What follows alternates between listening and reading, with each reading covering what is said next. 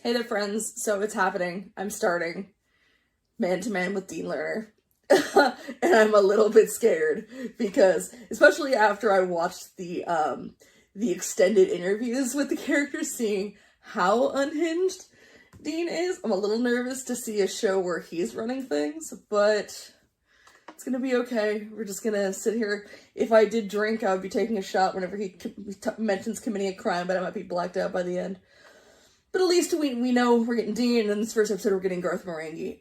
I didn't look up much else about the show except to just see that it was all on YouTube, so I don't know if, I don't know who the other guests are going to be, like if there's only one guest per episode, or, other guests in other episodes, so I'll find out as I go. Super fun. And I'm assuming that it's like, they probably have, it's the Christopher Guest sort of, improv, where it's like they've got like a list of some topics and things like that, and then the rest is all improv, I would assume, much like a normal talk show, I suppose. I like talk shows. Okay, I grew up watching like Conan, 90s Conan and 2000s Conan, so that's pretty much it though. As far as talk shows went, I didn't really watch much else. One sec. Sorry about that. I just want to make sure it was recording okay. I had an issue recently where I did like 3 recordings in a day, and well, my part of it was fine. The part I record on my screen, all of it was corrupted, and I don't want to deal with that again. So I made sure. I think we're gonna be good. I'm realizing I should have written down the crimes of Dean Lerner so I can kind of figure out what we're learning as we go.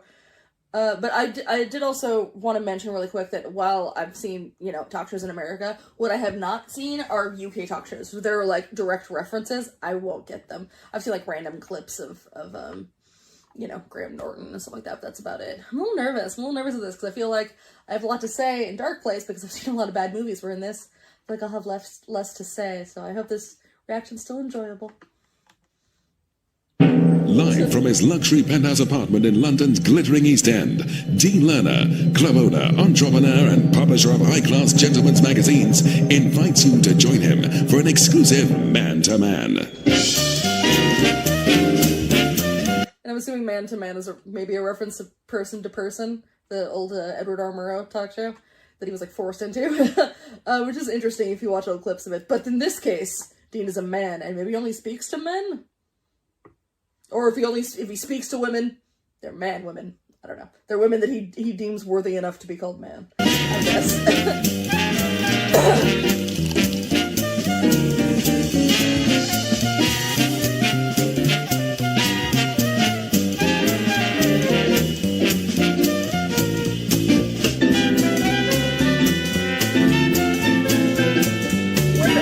Wait, so are those... Are these all clips of future guests, or are they all going to be played by Matthew Holness? That rules. Okay, I'm very excited now. Oh yeah, I'm super into this. All right, cool. That's really great. I was wondering how that was going to work. If he was only going to appear in one episode. Now this is awesome. So great.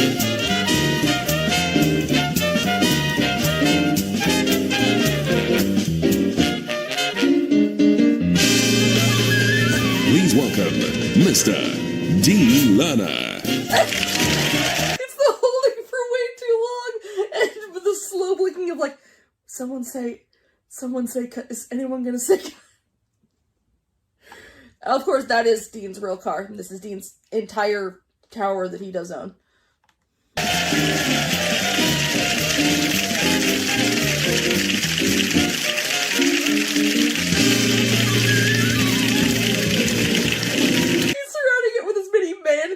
Think of, which is like leather, fur, fish, naked women.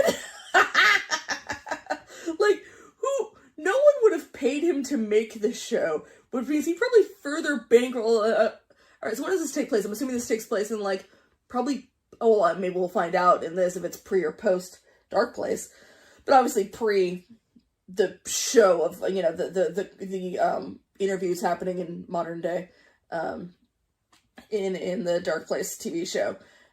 So like, how does he still have a lot of money, or is he bankrupt himself to do this absurd, like, narcissistic passion project? I don't know. Good evening and welcome to Man with Dean Lerner, where each week I'll give you an exclusive invite to my £5 million penthouse apartment and introduce you to one of my VIP friends from the world of the arts/entertainment. And what a guest I have for you tonight. I first met him when I was working at a horror publishing house called Beelzebooks. Now, my background had been in high-quality, upmarket erotica for the discerning connoisseur, so I wondered, understandably, whether I'd feel at home at a company that dealt exclusively in horror. Well, I had no idea how quickly the horror community, and it is a community, Darn right we are. It's a big community. Hey, since I moved to Portland, I got adopted by the horror community. Great people. Super friendly. I go to trivia with them. We play D&D. Good people. I do have to point out, I think it's really funny that, like, this is him either working off cue cards or talking, like, when I say this, I don't mean Rich, I mean, like, Dean's character. Either working off cue cards or, like, kind of knows what he's going to say, but he's not scripted. So it's funny that, like, when we saw him in Dark Place, he was so, like, stiff and weirdly robotic and animatronic, whereas this, he's constantly, maybe he's taking coke. Maybe he's snorting coke, but, like, his hands are kind of moving nonstop, his shoulders are moving, like, this is natural. This is what a natural person does. It's that classic, well, I don't know what to do with my hands thing. And his version of it is just constantly move them like this, and then do a lot of hand movement, which I do too, so I can't fault him. I don't know what to do with my hands either. how quickly the horror community would wake up to the idea of scary porn.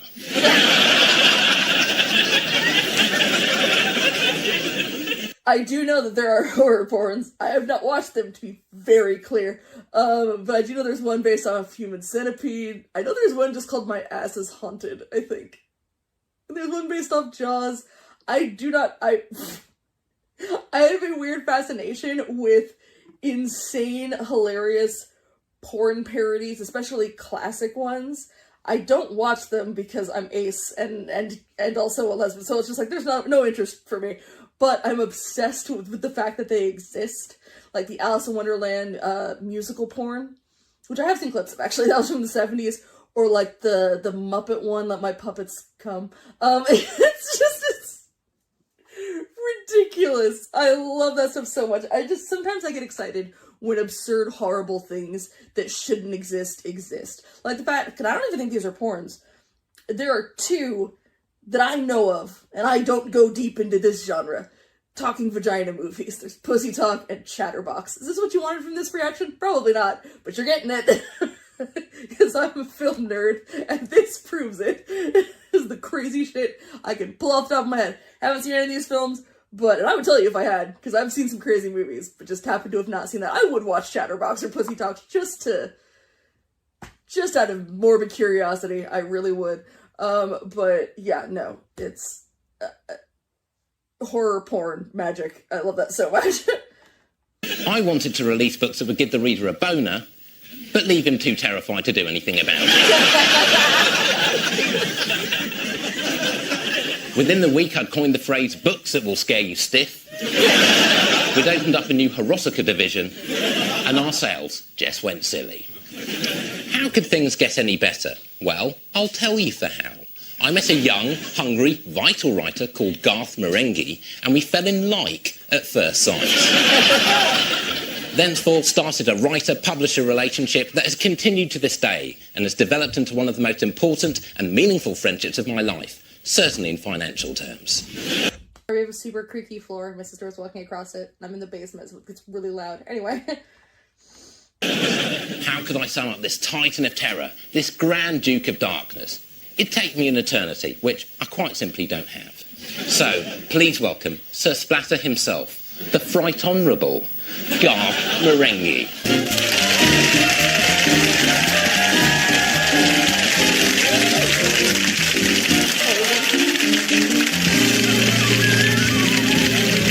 I both want to know who the girl is, and also for her own safety, hope that Dean never interacts with her. But we'll see.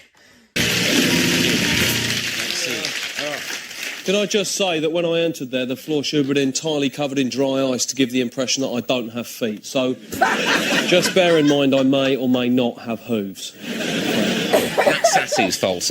I made the mistake of giving her an additional task. Are you all right there? Yes, Dean. Okay, and remember, if you get frightened with any of this talk of horror, just pop your earmuffs on. Okay. All right. Yeah. Okay. No, not yet. No, she's gone. She's gone. Sassu's my primary partner, by the way. I'm having actually to downsize a harem here at Dean Towers because I'm converting some of the girls' bedrooms into an indoor skating rink. So, sorry, Garth. Now, it's an historic occasion today, and I'm truly humbled to be hosting it because this is Garth's first public appearance since his terrible accident, of which more in the Junus, of course, if you feel able. Perhaps. You look marvellous, by the way. The surgery's been really well done. Which one is a new ear? Pardon? Lovely.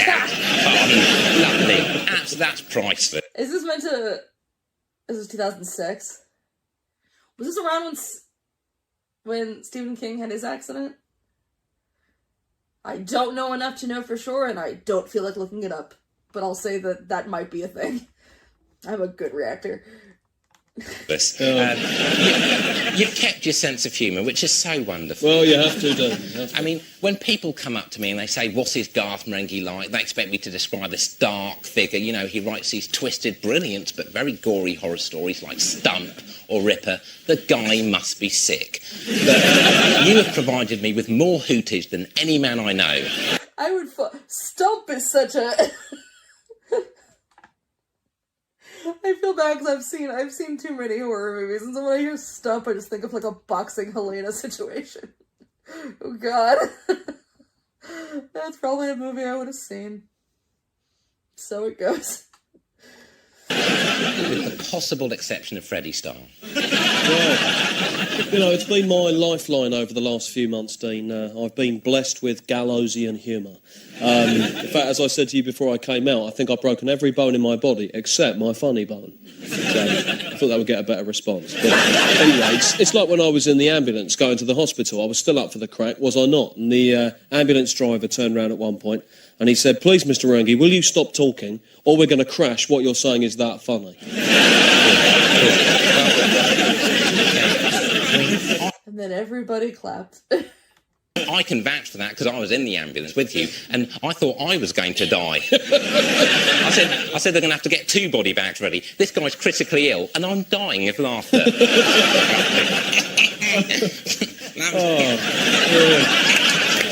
Did you hurt him? Did you cause the accident? You did. Just his laugh is evil.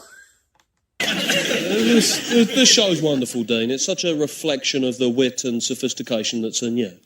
Thank you for that unprompted compliment.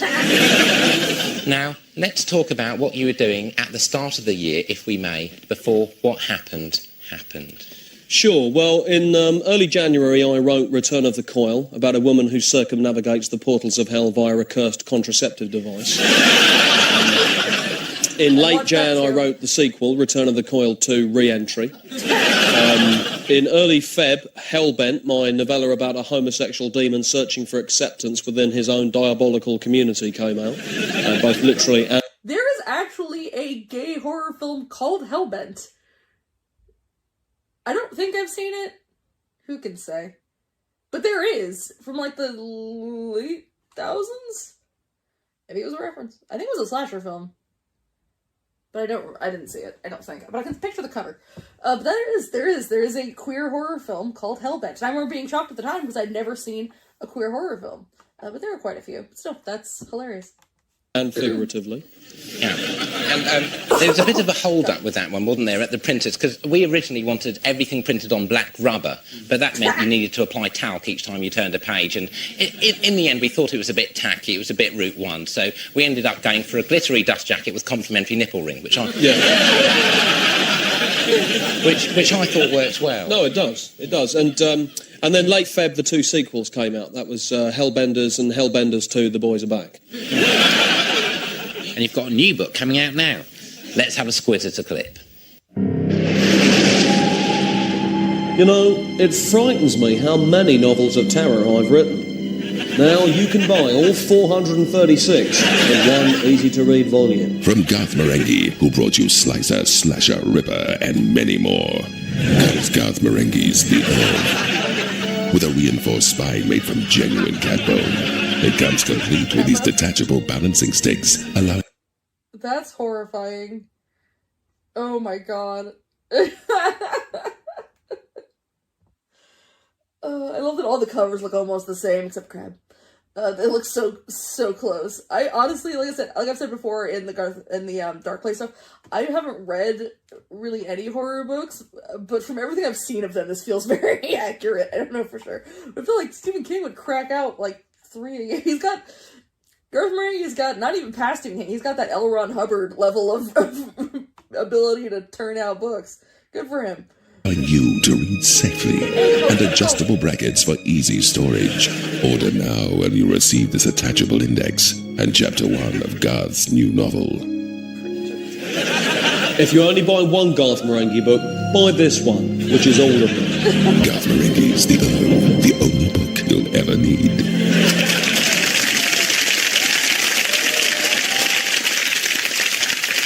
It's a phenomenal work rate. How do you manage it, Garth? How do you keep getting inspiration? Cheese. I eat a lot of cheese, which gives me these fantastic, vivid dreams. You know, a lot of writers will smoke pot. If I hit a wall, I'll generally reach for the Emmental or the Dolce wash those down with beer and pickles, have a nap, wake up, chap 2 awaits. The only downside is I tend to put on 2 stone a novel. But if you type as fast as I do, you can generally sweat out a stone of that. So it evens out more or less. I'm exactly the same with mackerel. I mean, I can't stop at 1. I'll eat 4 or 5 at a sitting. That's the thing I don't understand. I always make sure I forewarn my dining companion, you know, that I'll need at least an hour for things to settle afterwards, because the last thing anyone wants is for that mackerel to re-emerge during the physical act of love. I did not hear what he said. Never mind. Well, you know, you're very lucky with your metabolism, Dean, because I think mackerel would sit very heavily on me. Yes. I mean, I was approached to be the face of Ginster's Pies, which is hugely flattering, of course, but I had to turn it down because the sheer number of freebies would have been a death sentence. And at the end of the day, I'm not a salesman either. I'm a shaman. I'm a dream weaver. My job is to question, like Poe Edgar Allan. Is all we see or seem but a dream within a dream? I don't know. What did he say? I don't think he had an answer, to be honest. I think that was the point. You know, are you real? Yes. But are you? Oh, stop it, Garth. You're creeping me out. Perhaps you're asleep and this is a nightmare. How do you know you exist? Well, it's interesting, isn't it? It's like that philosophical question, you know, if a tree falls in the forest and I'm not there and it makes a sound, but I don't hear it, but someone records it and plays it to me at a dinner party, does that mean I'm still in the forest? I do remember that line. Oh, English humor makes me laugh so much. It's just something special about it, man. The only like American like sketch comedy kind of stuff I've seen get close. Granted, I haven't seen everything, so like maybe there's some that are way better. Not for me though. Is like Mr. Show with Bob and David. That had sometimes would have a similar vibe to it of just being so like not afraid to be very silly. While also being, you know, smart is beautiful. And if I am, then why can't I just take a piss in the garden rather than queuing for the toilet? And that's if the toilet even exists. I've been trying to use it all fucking night. I'm starting to doubt the existence of the toilet, quite frankly, at this stage of the proceedings.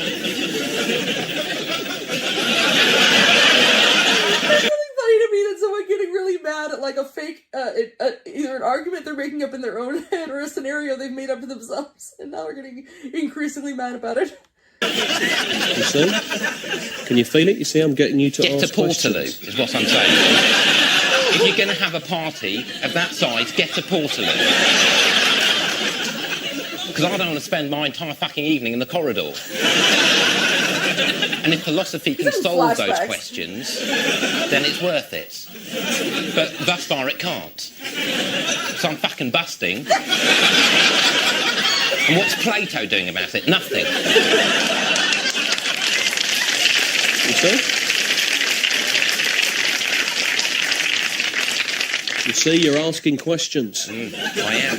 My mind's abuzz with possibilities. It's like peeling an onion. But it still doesn't answer the question. It still doesn't answer the question, does it, Garth, as to why horror? Couldn't you do the same kind of questioning in whodunits or porno? Well, how long's a piece of string? That's true.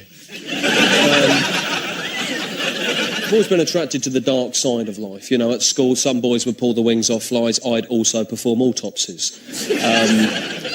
I will say, I'm not being asked this question, but look, as someone who has studied film independently for a very long time, no one's told me to do this. I haven't taken a film class since, like, in many, many years, since, like, high school. But I've decided that I study film. There is honestly nothing more interesting to me than studying horror. There just isn't. And I actually never watched horror films until I hit, like, 16. And got into film class. And then they showed us Halloween and Night of the Living Dead. And I was like, what in the what? And I love film theory, and I love looking for meanings in films. And I love all genres. I don't love action films as much, but I like some. Same with Westerns. Actually, I like these. Anyway. But there's something about horror films that I think are the most interesting films to examine. From, like, all eras, all around the world. I just feel like, especially from, like, other countries or other eras, I feel you can learn so much about a time period or a culture by what they're afraid of. I think that's really interesting. So anyway, I just wanted to give my 2 cents of, like, I think the horror genre can be a lot of things that other genres can't be. It can be ridiculous and insane and just, like, Terrifier and Terrifier 2, just so over-the-top ridiculous, or it can be really thoughtful and interesting. It can be subtle. I love those movies that make you feel, not just like the characters in the movie are going crazy, but, like, you're going crazy. I love that stuff. I just think that there's maybe not a genre that's as versatile as horror. And I get kind of grumpy when people like to dismiss it because they're wrong. Because I also want to be like, give me all your favorite movies and I will pick 5 horror films for you. And I will convince you that the genre is worth something. You just haven't found your right horror yet. I can find it for you. I've done that to a lot of people. But yeah, it's a magical thing. Anyway, back to the funny stuff. I think it's cathartic for me. I think if I wasn't writing, I'd probably be out on the streets right now carving people up. But I see myself as a ferryman. Society is my cargo. You, Dean, are the first mate. All aboard.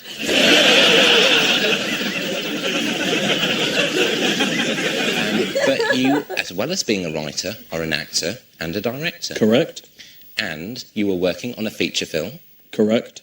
Called War of the Wasps. You've earned yourself a third correct.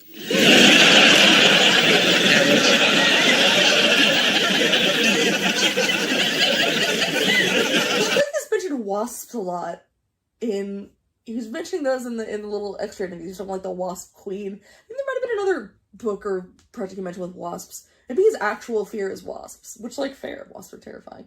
But that would be funny if that's his true fear, so if that's what he's made the villain of a lot of his books. And I remember very clearly reading the script, and I said to you, Garth, I love this script. I was sick twice, and then I got the runs. We have to make this movie. What gave you the idea? Well, one day I saw a wasp, and I thought, what if that wasp waged war? And then the piece really wrote itself. Sure. And can you describe... That's what makes a great writer, is someone who can, like, take inspiration from the world around them to make the amazing works that we enjoy. There's something beautiful about that. The general premise of the film. Sure. Well, I play Ken Douglas, a renegade insectologist and part-time horror writer, who is thrown out of the Romford Creepy Crawly Institute for his radical paper on Daddy Longlegs. He's then drafted into the Secret Service counter-insect unit to... So does he just think that Douglas sounds like a great action last name, and so regardless of his project, he's going to keep it? That's very funny. Fight off what turns out to be an invasion of giant cosmic wasps. And to cut a long story short, Douglas ends up luring them into outer space via a giant sticky bone. Sure. And are the wasps a metaphor? A metaphor what? No, sorry. A metaphor. Yes, let's say they are. You know, we're living in dangerous times, Dean. You know, we're living in a climate of fear. Kin is pitched against kin, and all along we're forgetting what is actually the real threat. Right, which is? The Dutch. They look very peaceful. They appear to be keeping themselves to themselves, but I'm watching them, and it's a good job I am because no one else is. And if any aren't too sky-high off homebrewed weed to be watching this, heed my words, I'm onto you.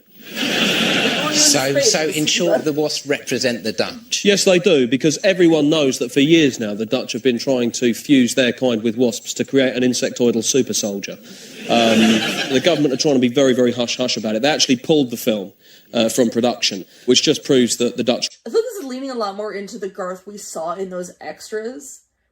I mean, like, obviously it's still the same Garth that we watched in Dark Place, but I feel like the kind of, he's definitely more that sort of, he's on-screen persona of, like, I got it all together, and not that kind of awkward, almost shy version we saw in the extras. We are tipping into a little more of, like, the crazy conspiracy theorist that we saw more in the extras, which is horrifying.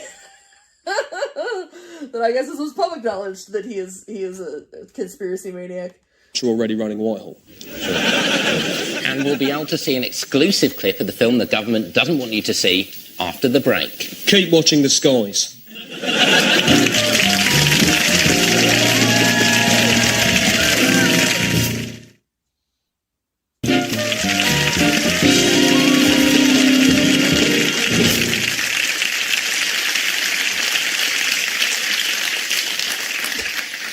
Welcome back to... It's the constant nods to the audience. Like, thank you, calm down, but thank you. My question is anyone in that audience? Is there anyone there? Or is it just a room with the two of them? I'm betting on the second one.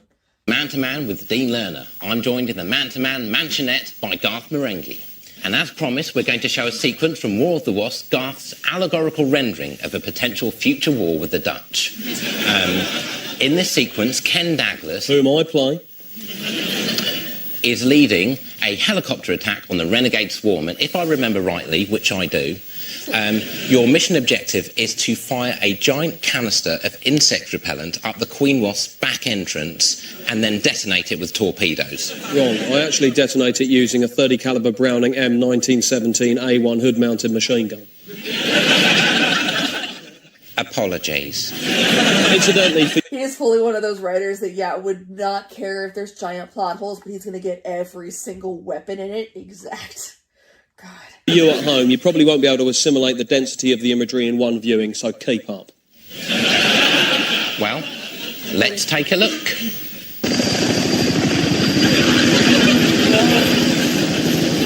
Charlie Echo Bravo Delta Sanchez Bogenhagen, stay close. How long before the Queen reaches the Kinney Hospice, Reed? At the rate she's travelling, I'd guesstimate 2 mins. It's possible that hospice was built right next to Britain's biggest jam factory, which in turn was constructed next to the Houses of Parliament. And don't forget, Doug, the one woman you love is trapped in there with them. Plus, in addition, a couple of the kids have got whooping cough. Good luck, ladies. I wish I could be up there with you, but I've got a bad back. You heard the man, let's take us some Jaspers. Fall in. It's so funny when we're seeing a more comfortable dude and then back to the stiff one.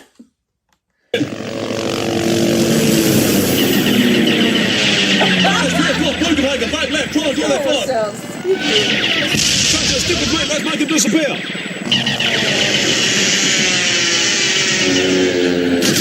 Try this for size.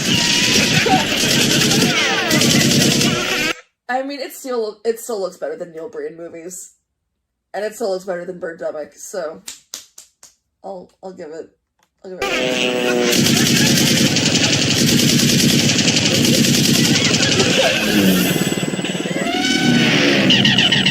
Jesus Christ, what's bomb acting?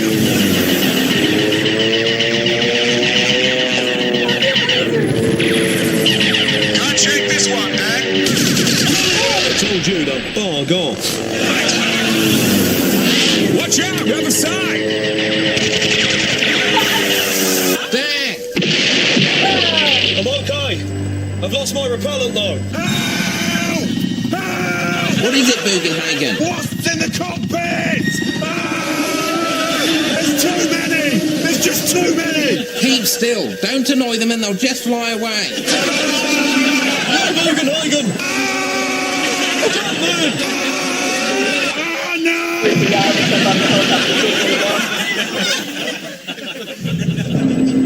Not the audience. Sanch, it's just you and me now, buddy. Sorry to break up the tender moment, you fart knockers, but there's a killer queen wasp out there that's hornier than a bitch in season, and we need to frag her bug-eyed, yellow-bellied hiney before she humps that hospice. So get pronto, Tonto. Copy that. It's also the way that he always like squints when he's being intense. He thinks squinting makes him probably look sexy. True. And just sort of like a serious actor squint. It's beautiful. She's in my sights. What? Bloody thing's jammed. I'm gonna have to flap the business end myself. Sanchez, don't do it. You know I have to, Dad. Yep, I guess you do. Look, I'll make sure they build a statue of you right in the middle of Romford. Well, not the middle, we wouldn't get the planning permission, but maybe next to that big Odeon. Thanks, Dag. I like that big Odeon. Now listen, don't talk. We've not much time. In a minute, you're gonna see my chopper hanging out of that jet. I'm trying to figure out if this is supposed to be... No, in my head, all of his books involve the same characters. Not like they carry over. I mean, just he doesn't feel like thinking of different names. So every project has the same list of character names. It's very perplexing for readers, but eventually they learn to accept it. There has to be, where he's just like, well, I like the sound of that. So, and also, if I'm acting it, I don't have to remember to call him something else. So there you go. That's bizarre, sir. You're not gonna want to shoot because your best body's up there. But you have to. Because you'd ask me to do the same thing. Sorry, Sanj, I didn't get any of that. You're breaking up. Look, I'll just shoot you when you're up there. This is for every time I've tried to drink a can of cider in the park.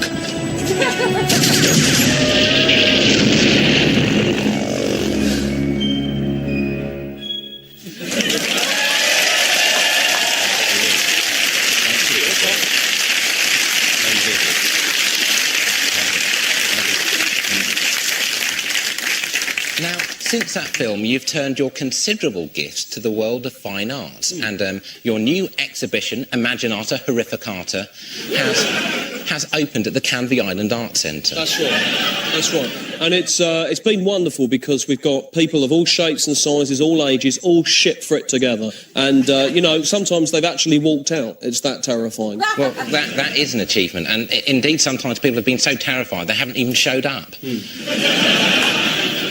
See, I take that as a great compliment. Sure. And did you look to any other artists? I'm curious. Say in the comments, this is a call to action, say in the comments, if you are also a horror fan, have you ever gone and seen a horror film and had people walk out?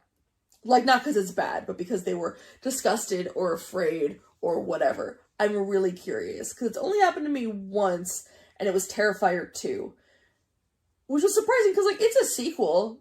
Watch the first one. But other people, like, just went and hadn't seen the first one. I don't know if they just thought it was called 2 because someone was a fan of numbers. But, like, I know a bunch of people who never saw the first one. And I went and saw it the first day, because it was supposed to only play for, like, a weekend. But it just kept getting extended. And I'm in the back with my buddy. We're cackling inappropriately loud. Like, there were a couple pockets, people laughing. We were a very loud pocket. And a bunch, like, we had 4 people leave within the first 10 minutes, which if you've seen that movie, at the very least, they don't make you wait. They're like, hey, here's what we got immediately. You good with this? Okay, stay. But one couple left like an hour in. And I'm like, what happened now that you're like this far, no further? Really confuses me.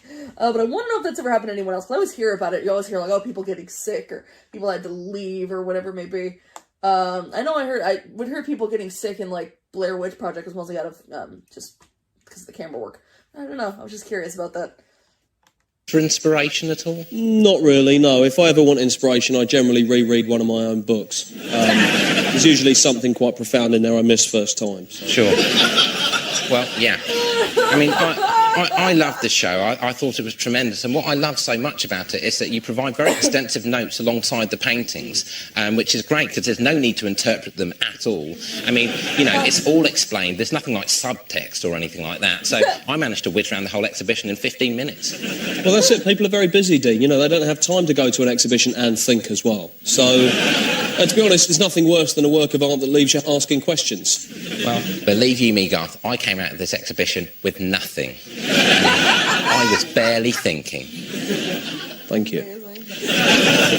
But the exhibition had to close, didn't it? Because you had an accident when you were working at your home studio. Do you feel able to discuss this at all? Well, it's a small thing. It's a silly thing, really. You're amongst friends, Garth. Well, I just sculpted a 40-foot statue of my head and it fell on me. So, it could have happened to anyone. Sure. And I understand that you were actually trapped in your own left nostril for most of it. Oh my god, that is so funny. I just need a minute. Oh my god. The Dante's Inferno level of poetic justice there is just truly magical. Today. That's right, yeah. When Pam, my wife, came home from work, she cut me out. But I did go for 5 hours without food. Jesus Christ. And then I called you to call the private ambulance to take me through to the hospital to test me for concussion, which actually didn't turn out to be concussion. It was just I was hungry. Sure. And actually, when we were in the ambulance, as we alluded to earlier, you kept cracking these hilarious jokes. Yeah. And in the end, the ambulance did crash. That's right. And that's when you lost your ear. That's right. But, that comes with the territory if you're an artist. If it's good for Vince Van Gogh, it's good enough for me. And since then, you've been working at your home studio on a new collection, haven't you? Yeah, and I have to say the new collection's pretty damn primal. Sure. And we took our... Garth is someone who went, if he could have, went and found the ear. Or Dean is someone who would go find the ear and then sell it, auction it off. Garth would find it and make like a weird shrine to it, or bronze it and wear it as a necklace. Both of them would do weird stuff with that ear. I'm just saying. They would. Our man-to-man camera crew, well, cameraman, let's be honest, to document Garth's fresh brush with horror. Come on, that was witty.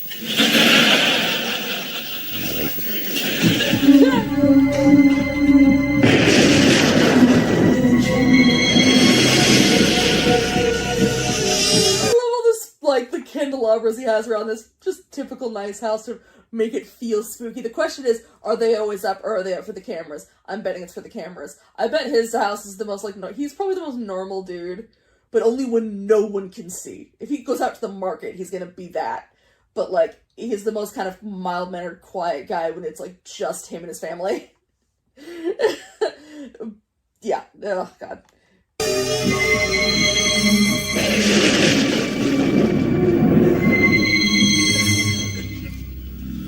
Greetings, traveller, and welcome to my house of horrors. Or perhaps I should say my converted attic of horrors. I'll come up here in the morning, and the first thing I'll do is... Isn't that white streak in his hair? That's new, right? Unless maybe I've just... No, I would have noticed that before. I doubt myself. Maybe it's just his hair is slicked back so we don't see it. It looks cool. You should keep it always like that. I'm surprised he doesn't. It makes him look very, I don't know, Dr. Frankensteinish. I'll strip off, complete all new, and then I'll try and catch visions. This is entitled Famine, and it's very easy to paint famine, just keep it thin. I don't know if you've seen, but there's a little skull down the bottom here, so any Hamlet fans that are watching, that one's for you. This one over here is called The Taxman. These people are from the VAT. I'm sorry, really dumb little things like that get me really bad.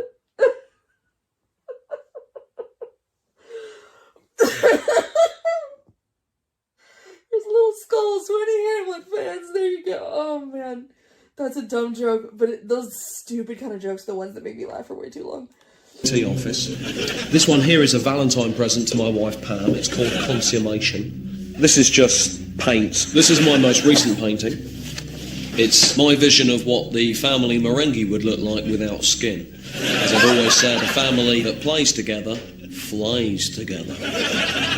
That's the face of a reader deprived of God. Is there something wrong with me? I don't hate this art. I think it looks fun. It looks like part of a horror comic book. Of Merengue novels. And what these are a cross between my eyeballs and my sperm. So it's my visions that are giving birth and impregnating the minds of millions. I was so enraged one day, I came in, I just span that. It used to be like that. I just did that. I've never put it back, and I won. Now, I must warn you, don't, whatever you do, go in that corner. No, it's all right, don't. It's just we've got a lamp there. This has been a short but disturbing journey around my studio dart. Thank you very much for coming. I hope to see you again soon. But for now, get out. Get out, for the demons are coming.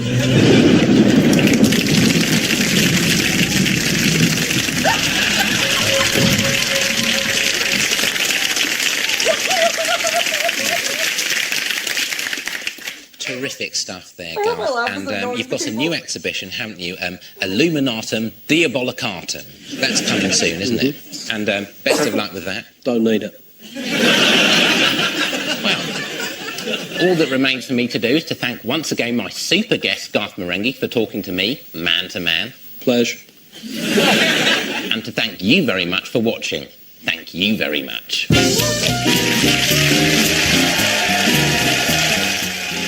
At 10 past midnight, Kasabian and My Chemical Romance are part of a cracking lineup on the album chart show here on 4. Coming up next, making fun of people with accents, not good for your karma. My Name is Earl, on the way.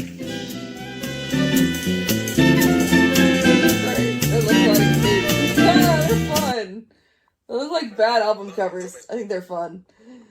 Alright, there you go. There was Dean Lerner. That was silly. I'm really excited to see, because I've only seen Matthew Holness, as far as I know, as Garth. Who knows, maybe he's appeared in other things that I didn't see him in, like, minor characters. But that's the only thing I've ever seen him in that I'm aware of, so I'm really excited to see him as other characters. It's giving me, like, Comedy Bang Bang vibes, which I have the podcast, which I'm very, very excited about.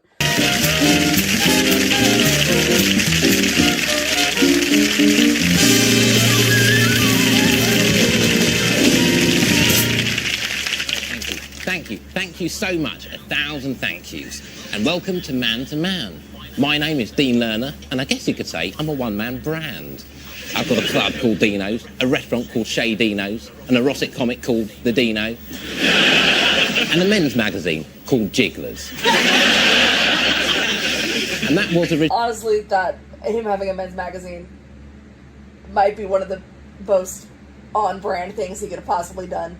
That makes so much sense. Oh, I just realized that it's not going to be Stephen Pissing. I realized it's not going to be Garth Marenghi, but it will be Matthew Holness. So that's going to be fun, because I've never seen him play a different character that I know of. I don't think I've ever seen him in anything else.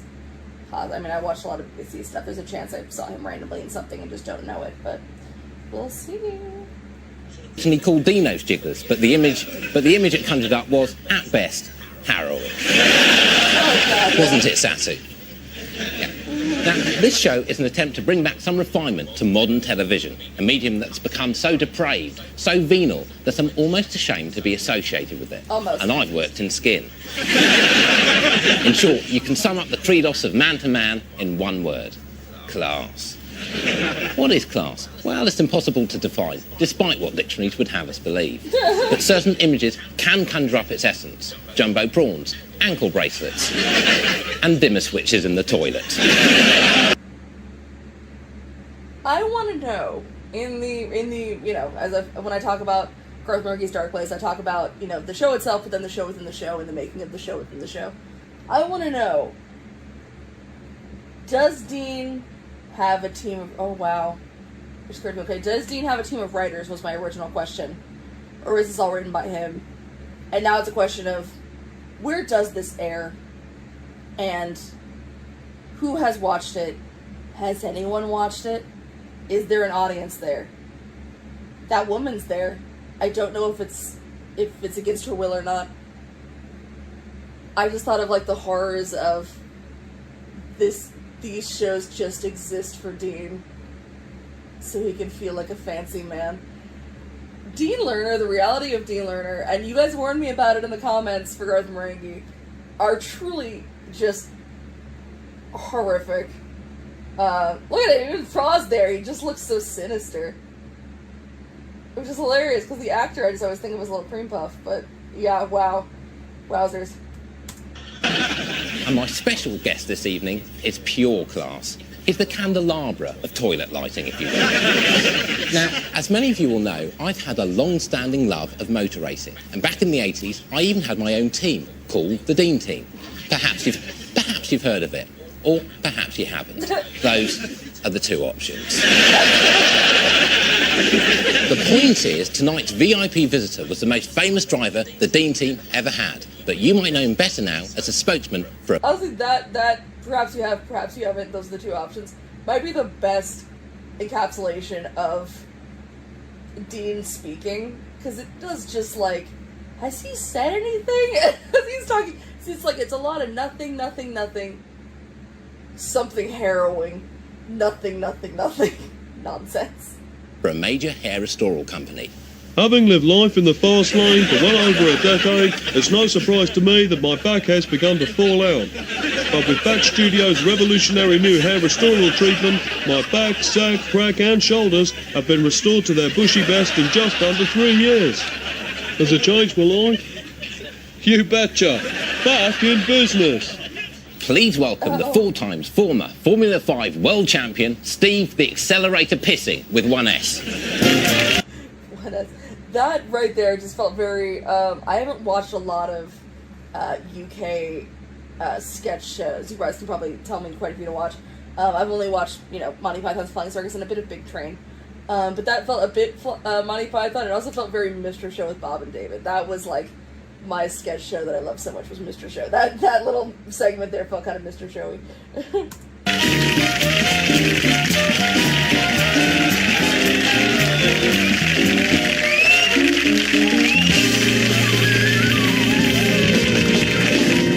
Thank you, Dean. Whoa, one second. Okay.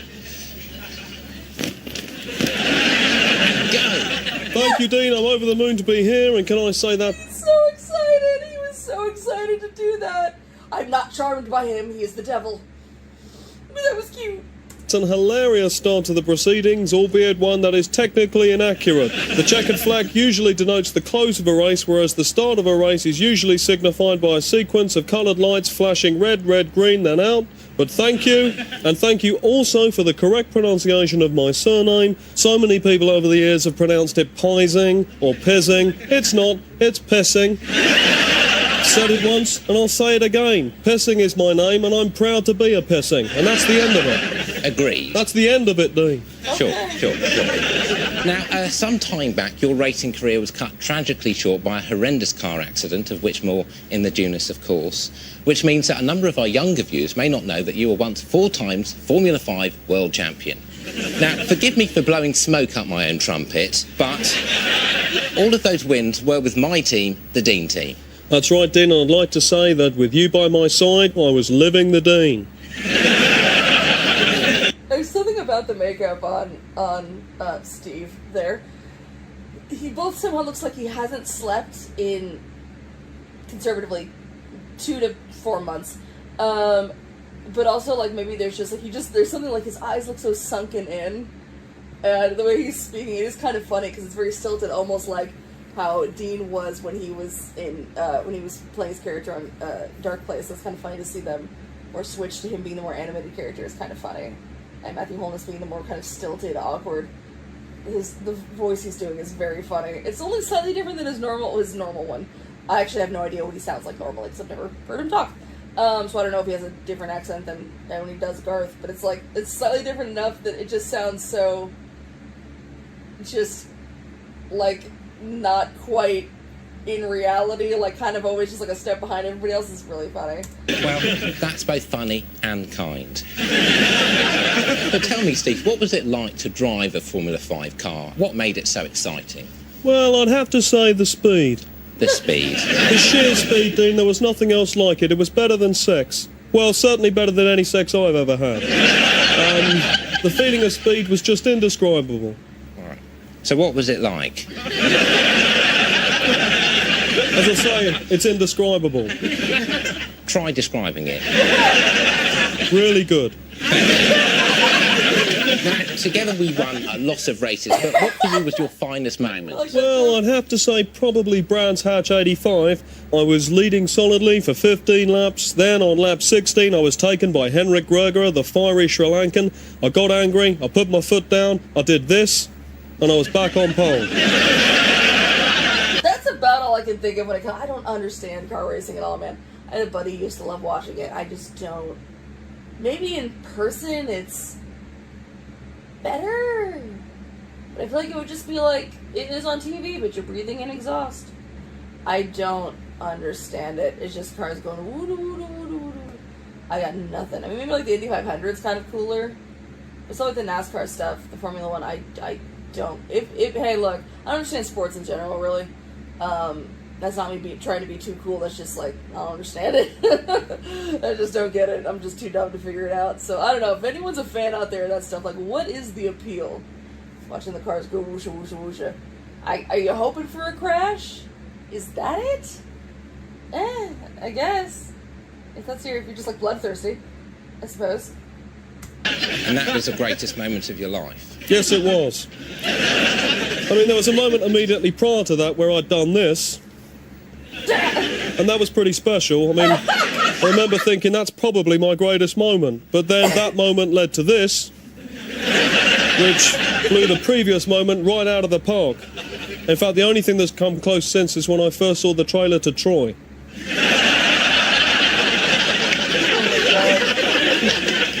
It's a very dangerous sport, isn't it? Well, I've got no skin left on my legs anymore. They look like 2 tubes of pate. In fact, one dermatologist said I'm literally down to my last layer of skin, so I can't wash with a flannel anymore. I have to use wet wipes from Kentucky Fried Chicken. And that's the only brand my skin will take. So if I ever want to spruce up, it's a trip to the Colonel. Well, it's very difficult to find a good quality wet wipe in any case, because I took Satu to the Ivy recently, and I asked for a wet wipe, and they said, we don't do wet wipes. I said, the fuck you don't do wet wipes? It's just when he goes into a rage that's so funny and kind of terrifying. It's hilarious, it's out of nowhere, but also it's like, you know that he is capable of unspeakable acts. And it's so funny, because it's not even like a ton have been mentioned. They've only been hinted at, but you see it in his eyes. He's done things. He's done things you can't imagine, and it's horrifying. I'm paying $2 ton a head, and you don't do fucking wet wipes. They said, no, we don't. I said, well, send out for a wet wipe. I've got shrimp all over my hands. I stink. I need a wet wipe. And so in the end, they had to bite some over from Chicken Cottage, who do a very good wet wipe, and gratis, I may add. But I have to say, I think the Ivy were a little bit embarrassed by the whole thing, because I've been in there 2 weeks back, and they didn't have any sporks. Back to you, Steve. You have borne all your innumerable chafings with considerable courage, and I think that's what the British public love so much about you. It's your character. Well, it's not for no reason, Dean, that I've been voted Sports Personality of the Year 3 times running. Sure, and that's a very difficult competition to win, because you are up against some very witty sportsmen, including, I think, John Parrott. Well, as I said on the night, I've had the ride of my life in this career, but the road to this particular trophy has been the bumpiest. That is priceless. Lovely. And you actually wrote that joke yourself, didn't you? Yes, I did. It took about a week, but I was very pleased with the result, and I think it still holds up well today. I think I agree, and it was that speech, and in particular that joke, if I may be so bold, that led to the tide of pissing mania that swept the country. You were everywhere, weren't you? There were pissing T-shirts, pissing mugs, pissing posters, and there was even a pissing single, wasn't there? That's right. Driving me crazy. Driving me crazy, that's right. How did it go? Yeah, you're driving me crazy, take your foot off the gas. I'm all tired out, I've got my head on the dash. We need to put the brakes on or we'll skid off the tracks. We've been slow out the grids, now I want you back. You're driving me crazy. Why don't you give it a rest? Do what Bunny wrote? Pardon? No, that's Chas and Dave. So I didn't look this up, and I should have. Are these improvs? I imagine probably to some extent. Because when he let him in, I was like, yeah, how did that go? That sounds like the beginning of like when I listened to Comedy Bang Bang, where they'd have to improvise a song on the spot. The pissing puns. They're never gonna be my favorite thing. Though I did appreciate that the song was. I thought they were setting up to some piss pun song. I appreciate that it was not. I appreciate it was something else. Well, to be fair, I think we ripped it off then. Yeah, sure. Because I suppose the culmination of this avalanche of merchandise was your video in which you documented your hopes, your dreams, and your plans for the future when you were literally at the top of your game. So let's have a look at pissing in the driving seat. Hi, I'm Steve Pissing, and this is Pissing in the Driving Seat. In this home video cassette, Steve Pissing will reveal what drives him, his racy views on the motor business, keep us on track with his private life, and candidly share his hopes for the future while also putting the brakes on some rumours about his imminent retirement. Steve Pissing is one of Formula 5's great personalities. 3 times UK champion, with an historic 47 trophies to his name. He is known to other drivers and his fans alike as the Accelerator. Well, I'm known as... This voiceover tone just feels so perfect for something from like the early 90s, late 80s. It sounds like the voiceover for like a million videos I would have watched in like health class or something. Just really doing it for me. It's the Accelerator, I suppose, because in my motor racing career I've often had to accelerate in order to overtake rival drivers. So I suppose it's a reference to that. A devoted husband to his wife Marie, he runs a successful business with his brother, Barry Pissing. He also owns a camel, and has recently opened a camel refuge in his hometown of Folkestone, Kent. I own a camel. I love camels. I adore camels. I'm camel crazy. Camels have great stamina. They look good. Like me, they go a hell of a long way on one tank. And above all, they're honest. And let me say this to you now. If only everyone was as honest as a camel, the world would be a much better place, in my opinion. What does Steve feel about the recent fraud and manslaughter allegations made against Dean Lerner and Dean Machine Motors? Do these have a bearing on his future plans? Actions made against Dean Lerner and Dean Machine Motors. Do these... Death toll rises. You've ruined more lives, Dean. These have a bearing on his future plans?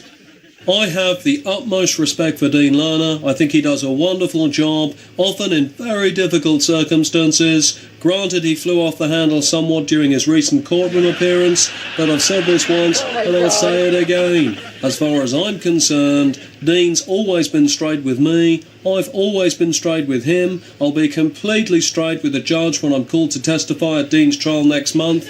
Dean knows that. Dean respects that. I've got nothing to hide. Dean's got nothing to hide. The Dean team's got nothing to hide. So he leaves Steve Pissing at a crossroads in his career. But one thing's for certain, this won't be the last chapter in the Pissing story. I wonder if every single episode is going to be someone from like a failed business or venture that Dean has gone on. That would be very, very funny. If they're all somehow Dean has ruined all of their lives, except for Garth, who he's still obsessed with, even though like Garth doesn't have much going. There's still like a little bit for Dean to squeeze out of him. And that's why Dean is like still obsessed with Garth. Yeah. Nice. Very nice to see that. But shortly after that video, you indeed announced you were leaving my team, the Dean team. Yes. Steve left the Dean team with my blessing. I wished you the very best, but I warned you at the time that if you left me, things would not turn out well for you. And I was right, wasn't I? True, it was an uncanny prediction, Dean, because in my first race with my new team, I had a terrible crash that effectively put the brakes on my entire career. Which is ironic, because it was your brakes that failed during that race. It's one of those things you just have to live with, Dean. I don't know how that brake cable became severed in 18 different places. It's a mystery. You're a monster! Now, the injuries you received were extensive. I mean, no one was more surprised than me when you pulled through. Well, it was a horrific crash, Dean. I remember it like it was yesterday. The brakes failed. I hit the curb. The car flipped. I went into a roll, slid on some oil, skidded into a tyre wall, bounced over the control tower onto a garage roof, catapulted sideways into a tree, dropped down into the path of a speeding van, ricocheted back up into the tree, landed bonnet down in a skip, the petrol tank blew, the car exploded, the tree fell on the car, and at that point I became worried I might not make it. My seat caught fire, the skip blew. There is nothing scarier than Dean's face. He's looking sometimes like, yes, you should like, is he inviting him here to murder him? That would also be wild. Is this show a setup? Is this show not real? Is it a setup for Dean to settle some scores? And we are forced to watch. I'm probably thinking a little more messed up than it is, but I can't help it, it's fun. Up, I started hearing gunshots. Then a pickup truck dumped 15 gallons of wet cement on top of me. When I was chiselled out of the wreckage, my pelvis was shattered, one arse cheek was hanging loose, the top of my head was leaking, and my spine had become severely compressed. By how much? I was 3'5", Dean. But lucky for me, they managed to surgically stretch me back to something approximating my original height over a period of 7 years. Right. Were you ever afraid that you were going to die? Well, I did die, Dean. I was rushing down a tunnel towards a very bright light at the other end. I was going maybe 200, 220 mph. Popped out the other end and I saw the face of God. And what did he look like? A little bit like Uncle Albert from Only Fools and Horses. That's how I imagine him to look like. I guess he didn't do that a lot, though. Not that I noticed, but heaven was like a huge car parts depot, gleaming white and stocked to the gills with every form of car part or car part accessory you could wish for. And I remember thinking, if I ever come through this, I'm going to open up a similar operation in Folkestone or maybe Dover. And God said to me, Steve, that's a great idea. There's a lot of passing trade opening up in Folkestone, what with the channel nearing completion and increasing reinvestment throughout the area. And you've already built up good brand loyalty with pissing parts and pissing oil. So we talked for about an hour about the motor parts trade, and we found a lot of our views on how to trade in stock were very similar. I'm sorry, I'm going to have to interrupt you there, Steve. I had no idea that answer would be so long. We have to go to a commercial break. I'm sorry, I don't Please care come about back what for you're what I saying. promise will be a snappier second half. Welcome back to Man with Dean Lerner. I'm about to recommence talking to former Formula 5 world champion Steve Piercing now. After the crash that ended your motor racing career, you returned to domestic life. How did you find that? Since my retirement, my wife Marie and I have been trying for a baby, but with no joy at all. And it's been devastating for me, Dean, because as you know, I want to continue the pissing name. It's an old Anglo... I didn't mean to laugh at that. That is sad, but it's for some reason that we've been trying to make baby, but with no joy at all, which means I was like no success. But I've just never heard it put that way. Or for a second, it sounded like we're trying to have a baby, but I can't stand her and she can't stand me. There's no joy. It just, I don't know. I've never heard it said that way. I didn't want people thinking I'm like laughing at their infertility. Saxon name, and regrettably, it's dying out. And I understand as yet your marriage has been without issue. You got it in one, Dean. Unfortunately, the kind of temperatures generated in the driving seat during an average Formula 5 race are roughly the equivalent of a Breville toaster. So, sadly, over the years, the tip of my shaft has become heat-sealed.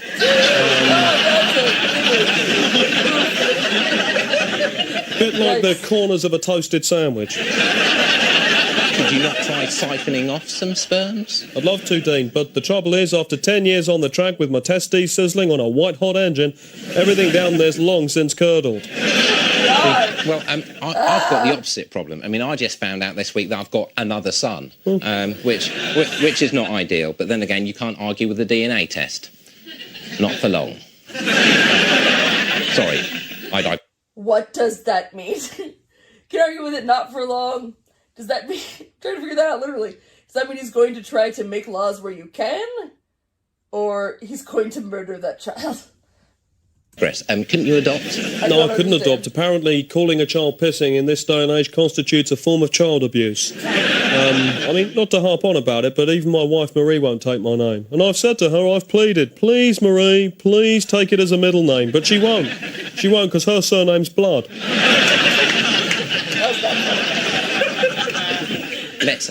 Let's move on. Now, after the crash that you should not have survived, you went full-time into the parts business, didn't you? That's right. I love the parts business, and I get the same kick from selling a wheel component or a splash shield as I did crossing the finishing line, would you believe? I believe you, Steve. And you ran that business with your brother Barry, and I believe we've got a picture of him, which we can see now. There he is. Yeah, that's my brother Barry. He's my younger brother. Just sitting here thinking about him makes my blood boil. Oh, no. Cain and Abel, Romulus and Remus, and now Steve and Barry. Why can't brothers get on? I don't know, Dean. I love him like a brother, but at the same time, I hate him so much I could spit. And I don't even approve of spitting, as you know. Actually, I'll tell you who's a terrible one for spitting. He's a real gobber. And that's Des Lynam. When he's on Countdown, they actually have to put a spittoon under his desk. That's true. That is true. He won't tell you. That's why he's got the moustache, is to soak it up, basically. I love that the Dean is always just barely listening to the person talking. He's like, I know that I've said something, and now you're saying something. And I'll wait till your mouth is done moving, and then I will say something. He's so detached from the conversation. Yet it's still weirdly engaging to watch, even though you're watching him and you're just like, I don't care about this person in the slightest. So what did Barry do? What didn't he do? Let's start off with what he did do, because that was a long first half. Well, things began one day when we'd been delivered an extra wiper blade from our supplier by mistake, and Barry suggested we pocket the profit and keep our heads low for a week. And I said, Barry, I don't want to live like a fugitive for the rest of my life. I can't do business like that. Then, not long after that, he began to turn up late for work. He'd roll up to the depot at about 7:30 when I'd been there since 5, and I'd say, Jesus, Barry, what time do you call this? Half the day's gone. And he'd just look at me, flip the bird, and say, climb it, Tarzan. Then I noticed he started to take the van home at weekends, and when it came back on Monday morning, it smelled distinctly of midnight sin. And the worst thing was, he wouldn't do up his top button on his shirt, which from a customer's point of view is like being kicked in the balls. And you were so ill with stress, you had to take 5 months off work, didn't you? That's right, but that's where all my back hair fell out. And that's when I came back to you, the only man in the world I could trust, and very honourably, Why? and for £50, you took the business off my hands and a whole heap of worry from my shoulders. And these are exciting times for the business, because we have a new reality show where you and I have to find a new trainee to oversee the future growth of Pissing Parts. So let's have a look at The Learner.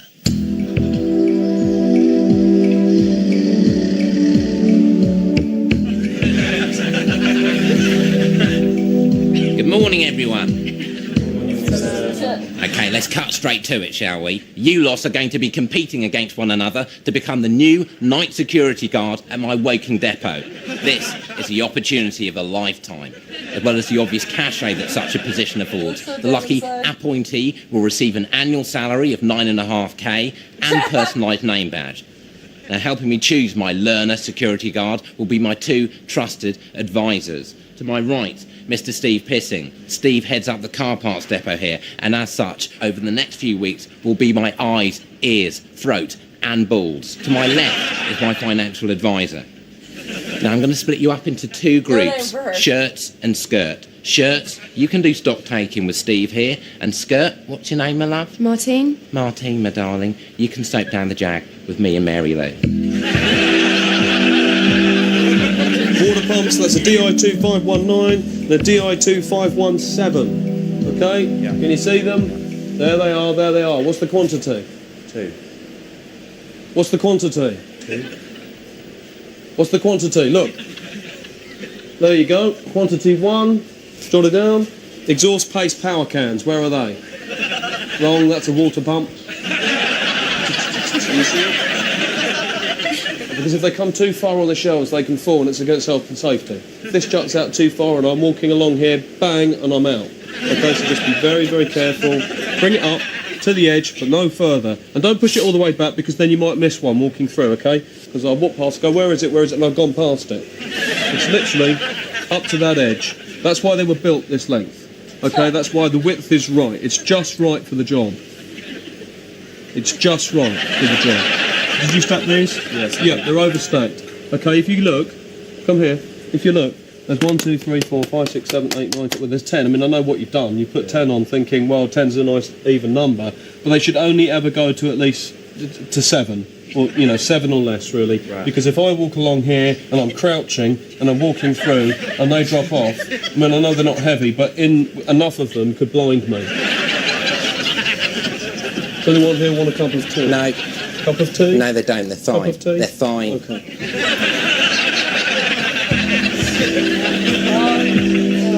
Can you send them in, please?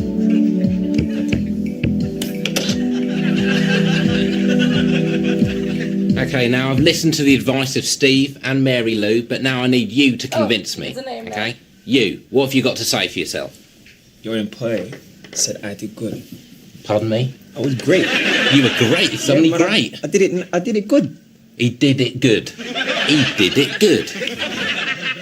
Did he did it good, Steve? He did.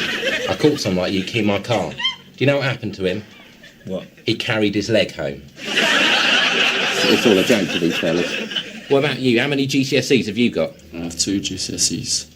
I don't like eggheads. Okay, so I've got a problem with you. Why should I keep you on? Well, like I said before, I think I've done my task to my best ability.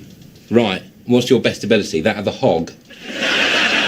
What have you got to say in your defence? I think Steve and I make a pretty good team. So you're Torval and Dean suddenly, are you? Skating together in sync? It was discussed. What, Torval and Dean? Us going skating. What about you then? I can be a good employee for you. For me? Yeah. Right. Do you know what I think you are?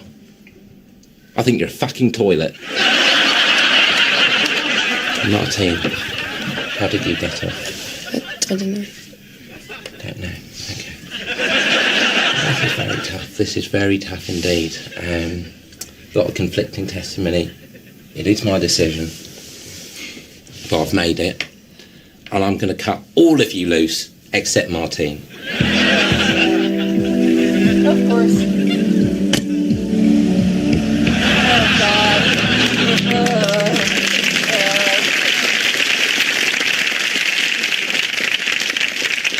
There's a great episode coming up later where Satu and Martine have a catfight on a bouncy castle. So watch out for that. All that remains for me to do is to thank once again my super guest, Steve Pissing, for talking to me, man to man, and to thank you very much for watching. Thank you very much.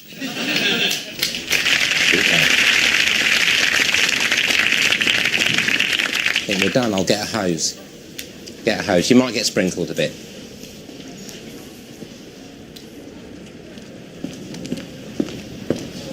Don't give me that look, Steve. That car's too clean, Dean. It's my decision, Steve. Your decision. It is my decision. And the car is the level of cleanness that I'd like. Tonight might be a late one, so you'd best call your mother because I doubt you'll be back before 11:30.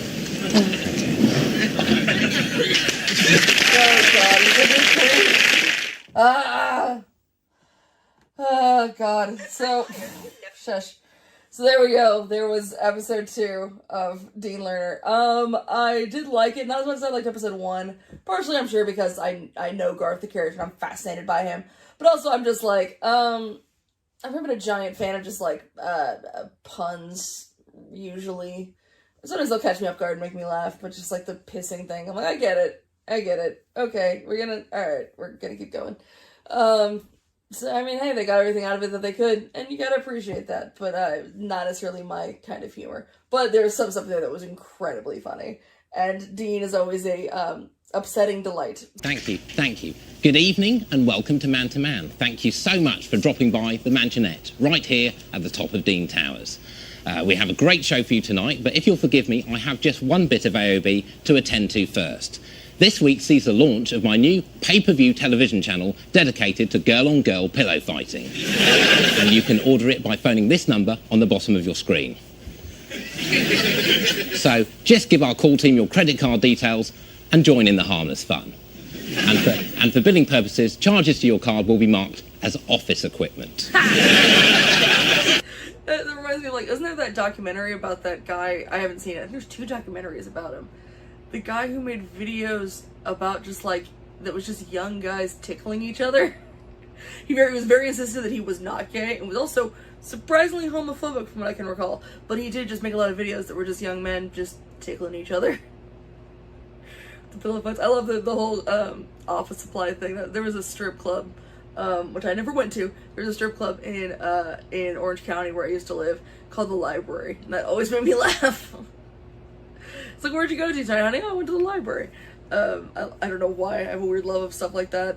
We appreciate cleverness. There's a speakeasy here in Portland, I think called, like, Bible Club. I like it. Now, my VIP visitor tonight is a towering figure in the world of sci-fi cinema for the home video market. Films such as Time Whackers, The Lactator, Frisk City Delta, and Cop Gooses 1 through 8 have made him a hero to single men throughout the world. But he's perhaps best remembered for his pivotal role in the television series Galacticops, in which he played Bot, the alien with a human heart. His new autobiography, Bot Seriously, movingly describes his lifelong career with this historic show and is available from the Dean Lerner Book Club. And the number for that should come up at the bottom of your screen now. Order now and you can get my autobiography, I Have a Dean, Learning, Living and Loving with Dean Lerner, for the reduced price of £90. But before I welcome this acting behemoth, let's turn back the clock. Every single episode is just a commercial for something that Dean sells. Whether it's what he's pitching separately, or every guest is something that he can make money off of. Again, going with my possible theory that maybe this is airing nowhere, that no one has seen this in reality of the show. This show is something that he either has used some money to play at like 3 a.m. on a public access channel, or only is played like in his garage. Both of which very sad. And cop a look at one of Bot's finest moments. It's too late for me, I missed Jack. the title. It's too late for me, Jack. My time is over. Do not weep for me, for I have known many wonderful things in my life as the ship's chief pleasure port. Why, you showed me the reigning stars of Dramatricon 5.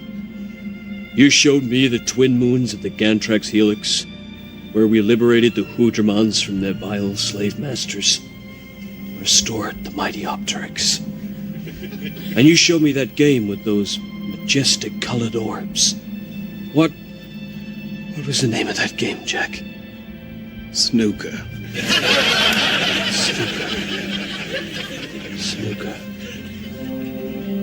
Mourn not my passing, for we Batracans do not fear death.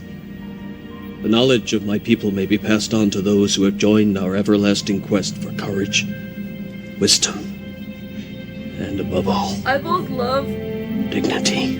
and I'm so upset by this. But everything I'm seeing visually is both making me happy and so upset.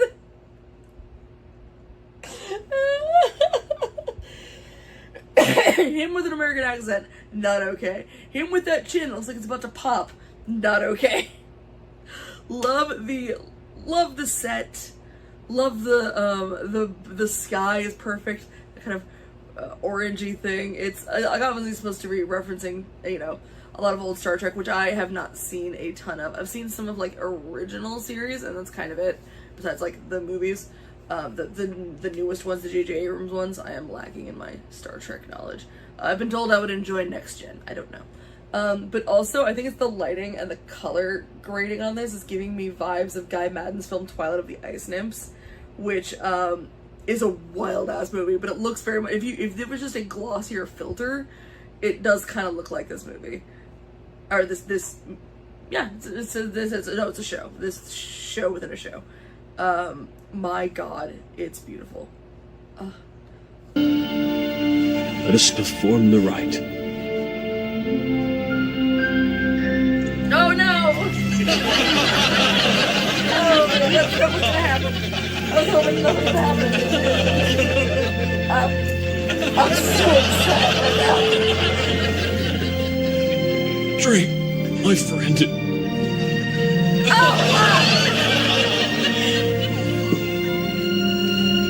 I don't care for this.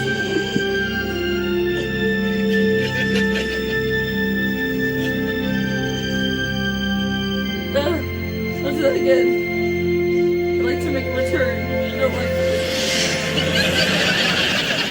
this. Please give a warm, intergalactic welcome to Mr. Glyn Nimrod.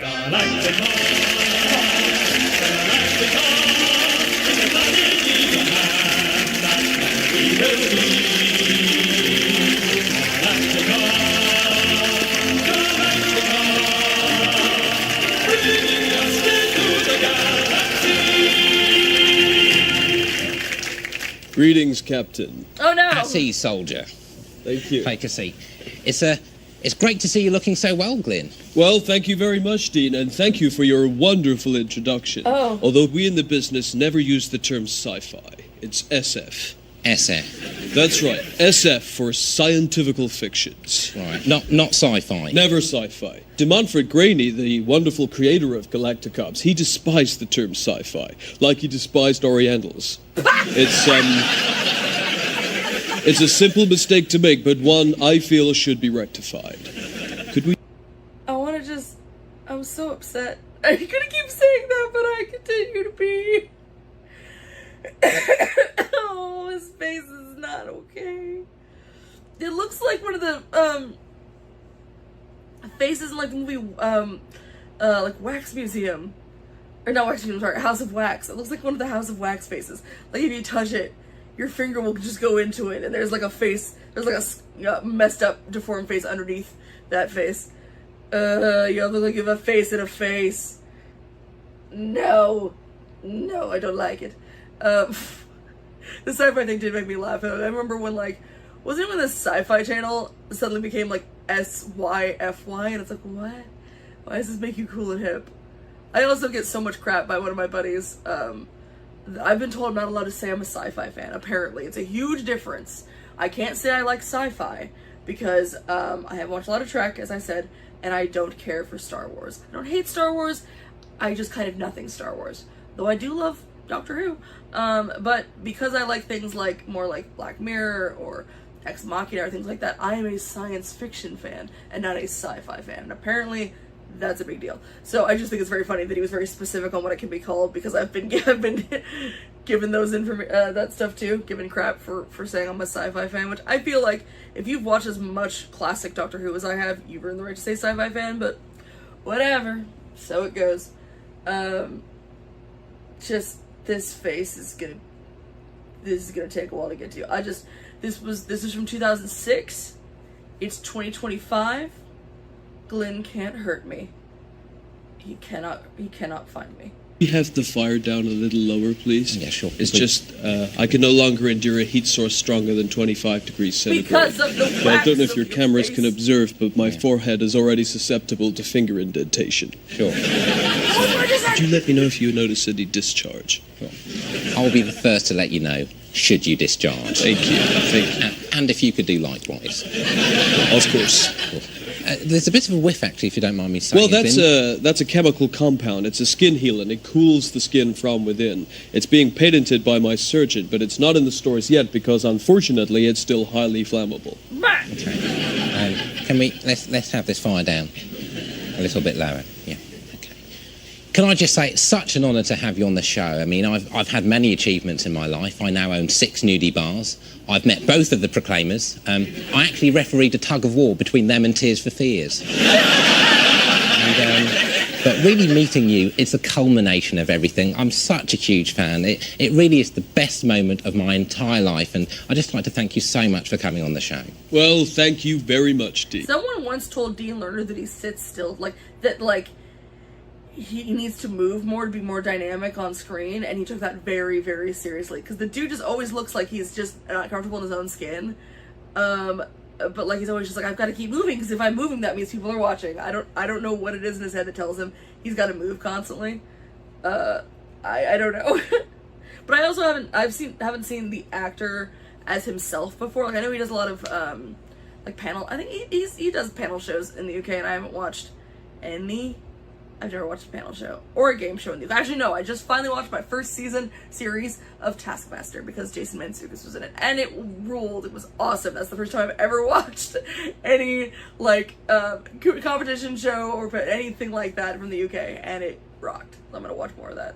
But yeah, so I don't know if that's like how he normally is, or if this is a Dean specific choice.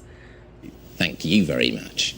And I'd like to thank you for coming all this way, because you've flown in straight from Hawaii, haven't That's you? right, yeah. You're half Hawaiian. That's right. My father was a Hawaiian fire breather, and my mother was a nurse in a hospital burns unit. And ironically enough, on their first date, my father belched at the wrong moment and set her alight.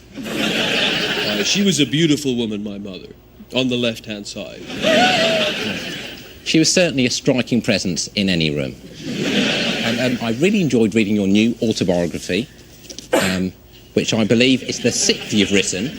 Well, I tried squeezing them into 5, but they just wouldn't fit. Wouldn't fit. Lovely. But this is a special one, wild. isn't it? Because it's the first book in which you discuss candidly your relationship with the creator of Galacticops, de Montfort Graney. That's right, he was a genius. You know, and I think the thing is we shared a vision in Galacticops, because on the one hand it was a futuristic cop show, but on the other it dealt with some pretty fundamental human themes. Indeed, yes. Tolerance, compassion, love, understanding, water sports, and above all, dignity. Human dignity, which is something de Montfort never lost, right up until that final rectal prolapse which ended his filmmaking career. Sure. And I'm so proud because we've managed to film you reading that book for DVD, and that should be out soon on the Dean VD label. Well, and that was on your suggestion, Dean. Well, yes, I mean, after... How many URLs is Dean Lerner squatting on? How many Twitter handles did he own back in the day that he would then force people to buy from him? The answer is thousands. Thousands. reading your book, I thought perhaps it might be even more appreciated by the illiterate. And the thing is, if you can tap into the illiterate market, your quid's in, because they can't read the reviews. So let's take a look. Hello, I'm Glyn Nimron, and welcome to Volume 1.9 of my digitally versatile Discal Biog. If you've bought this box set expecting to meet Bot, well, you're gonna be disappointed. Bot is under my strictest instructions not to interfere. Greetings, I am Bot. Hey Bot, didn't I specifically tell you not to interfere? It is in my nature to help those who are struggling. Well, I'm managing very well here on my lonesome, thank you. Now get out of here. As you wish. Gee, I hope he doesn't pop up again unannounced. I first met de Montfort Graney when I was just a young... This reaction is just like me dying inside of cringe while also ascending to another plane of existence in joy of how cringe. This is the existence of someone who loves bad things. So I assume if you're watching this, you probably share that love. This is what it's like, where you're like, oh god, how? Oh, it's beautiful. Which is, I've said it. I said it in my Dark Place stuff. It is a special testament to how great these guys are at this, because usually when it's fake bad, I don't get that magical feeling of, oh god, I'm gonna die, and also this is beautiful. I don't like it. I don't like stuff that's like purposely bad. I need genuine bad. I need conviction behind it. I need someone's best effort that's just awful. That's what makes it beautiful. And that sounds mean, and maybe it is, but I do mean it. I genuinely love that stuff. Like I love Ed Wood films. I've read his book. He wrote about Hollywood. Like I love Ed Wood. And he really did his best, and his best was bad, but also beautiful. But somehow they managed to do this while still making it feel so real to like my soul that still dies inside a little bit, but also was very happy.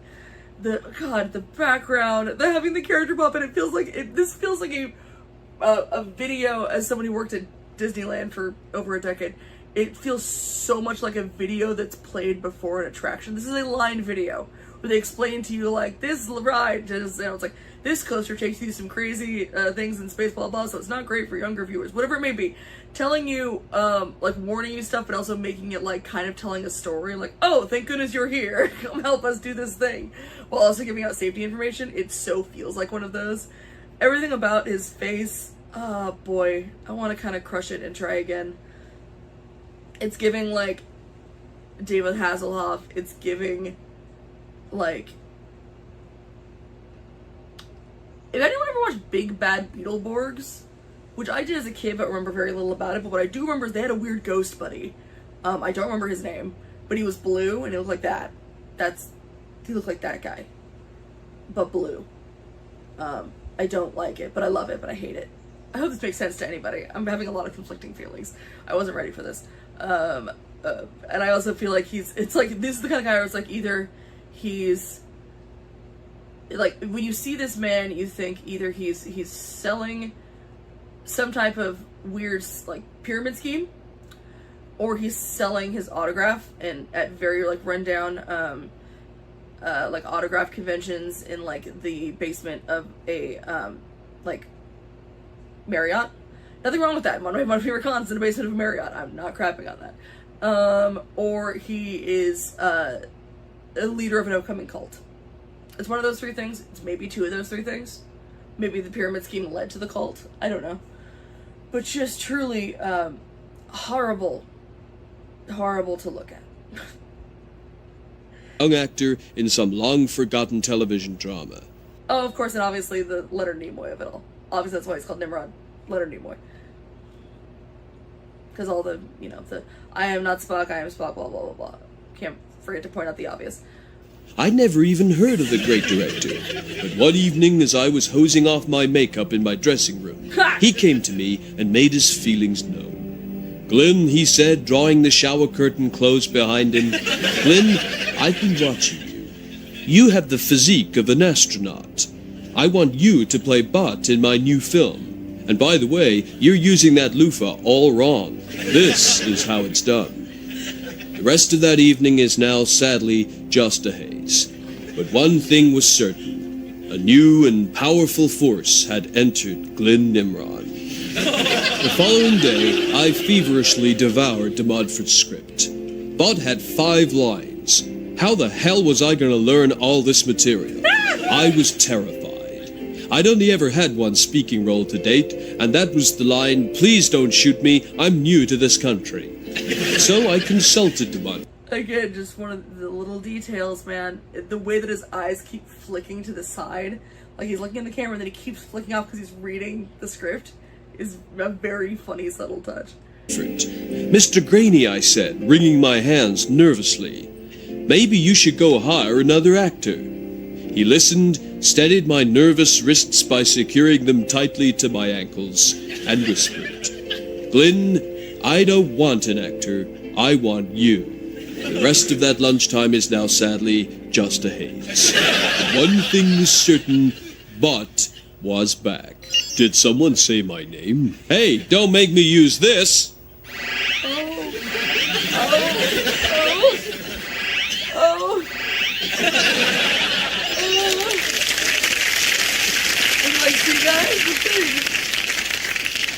And it stays as funny as that for the next 30 hours. Now, Bot is obviously your most famous, well, only famous character. How would you describe him to the countless millions and millions of people who have no idea who he is? Well, very simply, Bot started out as trainee counselor 3 on board the Galacticops cruiser, the Galacticat, and fast became a firm favorite with the fans. But I'm pleased to say that by film 13, Bot had completed his training and been promoted to co-deputy assistant secretary to the advisory board for the Vice Chief Counselor's Junior Ombudsman Standing Committee. There was quite a physical demand upon your person, wasn't there? De Montfort did push you, didn't he? Didn't he put you on an estrogen diet so you could grow your own breasts? Yes, he did do that. But you know what? Whenever I was anxious, de Montfort would pop a reassuring thumb up my ass, and the whole worry of the world would just melt away from my shoulders. Now, I'm about to embarrass... I'm trying to figure out the whole haze thing. Like, is this meant to be a thing of they're just in a crazy and kink-filled relationship? Sure. Or is he just being horribly assaulted and groomed by a dude, and the joke is that he's too dumb to understand this was happening? I don't know. It could be either, because it is 2006. I'm gonna pretend it's the first one, because then I'll feel less guilty finding it funny. You, Glenn, because I've had a dream ever since I was a little nipper that one day I might perform in a scene with my favourite actor of all time, Chuck Norris. Only joking, Glenn Nimrod. I've got a script here which I've written. It's based on my autobiography. It's my life story, and I'd love you to take a look at the part of my mother. Okay. I've got it. Hang on, I need to... sorry, could you hold this? Oh, Jesus Christ! Put him out! Okay, all right, okay. Cut to the pillow fight! Cut to the pillow fight! Jesus Christ! Sorry, could you hold this? Oh, Jesus Christ! Put him out! Okay, all right, okay. Cut to the pillow fight! Cut to the pillow fight! Put him out! Put him out! Put him out!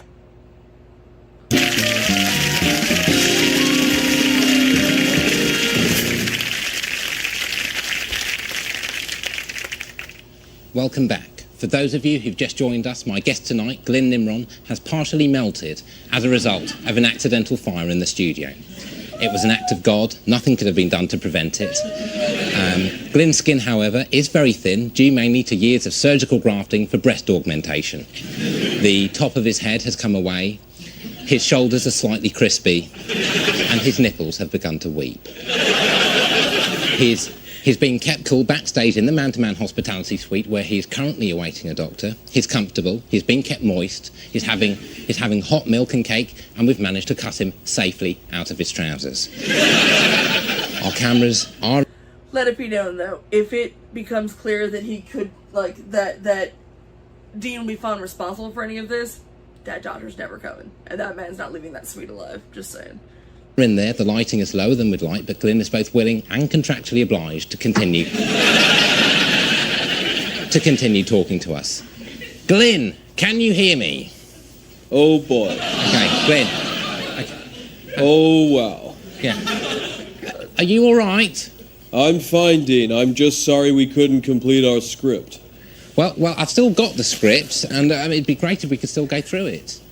Sure. Actually, I don't think that's a good idea, Dean. I'm burned pretty bad. It's all right. Satu can hold up the script for you. Oh. I'll set the scene for you. I'm in the middle of... Oh. Hey, come on. Okay. I'm in the middle of opening up my first lap dancing club, and I receive a phone call saying my mother is critically ill. It's your line first. Oh, Jesus, I'm so goddamn hot. No. It's actually, I'm so proud of you, Dean. I'm sorry to do this to you on your big night. And then it's my line. Don't worry, Mother. I forgive you. Can you not die for another hour? Gaz Top is here, and the press are clamouring for a photo of us together. Oh. No. That's not it either, Glyn. We'll pick this up later. We'll play in the VT and we'll come back, Glyn.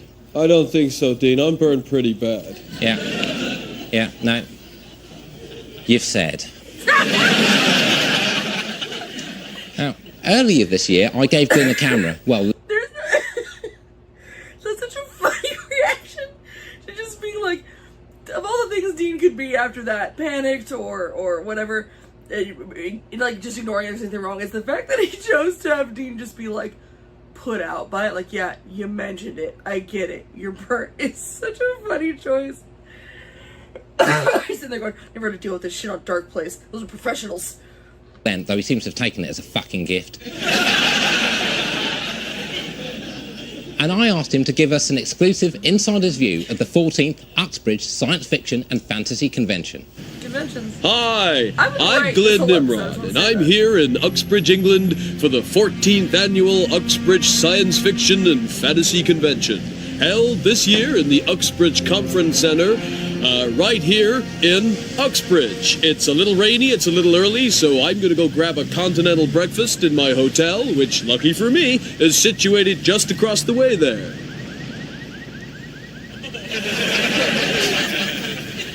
Come on, I'll buy you coffee.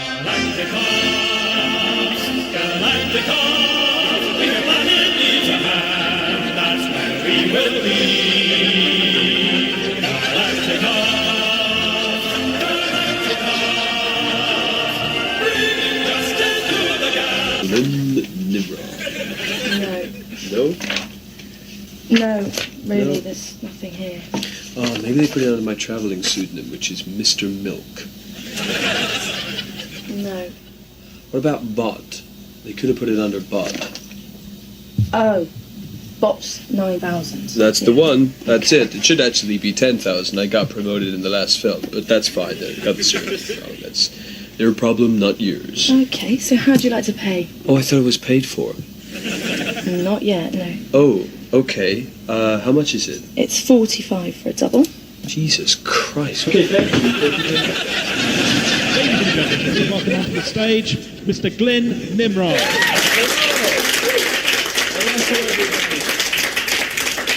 Hello, Uxbridge. How are you? Great, or as I should say, as Bob would say, Splenmatma Wernov Vo. You got it. Great. You know, it's wonderful to be here among so many familiar faces. In fact, bang goes my speech. You guys all heard it last year. Hi there. Yes, it's £5 for a pre-signed photograph and £10 if I sign it in front of you. And for another £10, I'll take my top off. No, seriously, just my shorts. ADT tricks. I'll take just about anything. There is that awkwardness when you're like walking through. There's like the people who are like the main people getting autographs that are like in the autograph area. Then there are some people who don't quite make it to the autograph area. They're not quite there, and they're just kind of almost in the dealer's hall, basically, where you can buy stuff. They just have these little tables, and it's always empty, and they've got all these pictures of them in a thing I've never seen, where they're wearing way more prosthetics than you can even tell that it's the person you're looking at. And I always just feel so awkward. I'm afraid to make eye contact because I don't want them to think I'm like coming up to them, but I also feel bad. It's just, it's very, it's a lot. That's got to be a really, really, really rough gig. Oh man. And all the payment. I've been lucky enough to not have to pay for too many autographs, just because like cons worked a little bit different back in the day. As far as the ones I went to, it was more free stuff.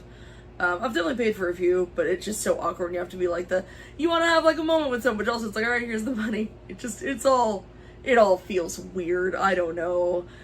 But it's also, I'm someone who's extremely socially awkward, so probably a lot of that weirdness is just coming from me that I'm projecting on others, and I accept that.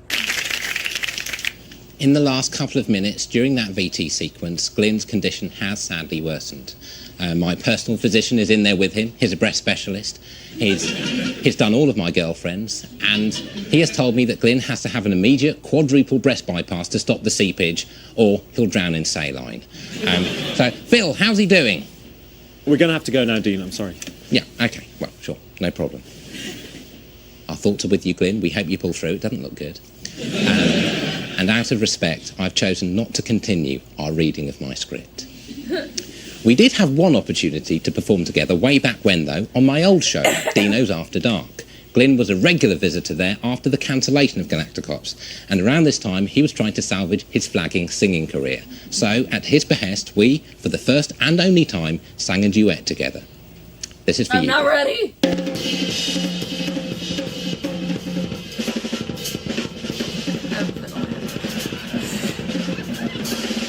Oh, so the last one was fueled by cocaine.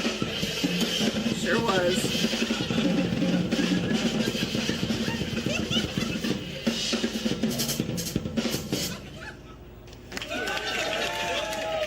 Look at all the people you had around him, and he had more money than. Hold on a minute. Where's Glyn? No idea. I wonder where he could be. Indeed. I'll take a look.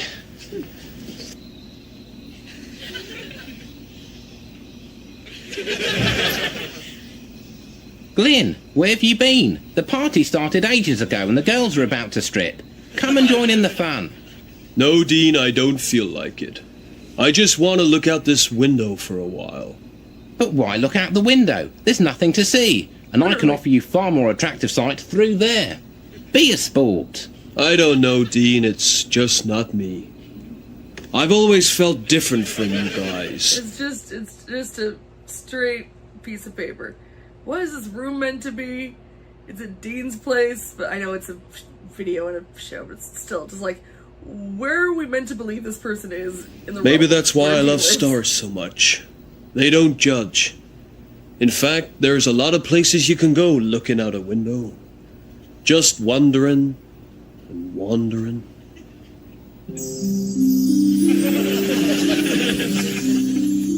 I knew a little boy, the saddest kid in town.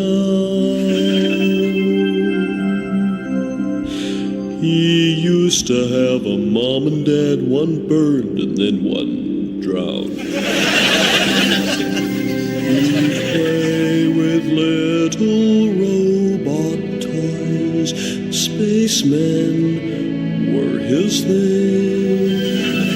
And when his uncle came at night, he'd look outside and sing, I'm wandering and wandering across a field of stars.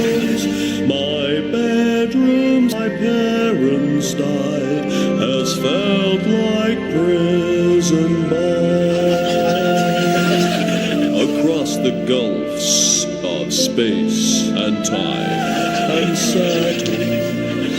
Magic ring. Two Saturns. There's space dust, rockets, shooting stars, and no more horrid things. I'm wandering. He's wild. He said it was a duet, and literally he's done nothing. I keep wanting to take my glass off so I don't see it as clearly. Just wandering. We're wandering.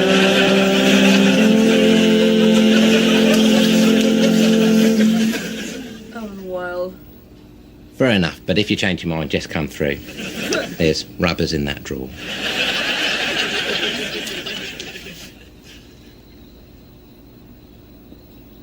Enjoy your child bedroom in this house. You're going to make it easy. Please focus. You've got to want it. Come on. You've got to want it, Glenn.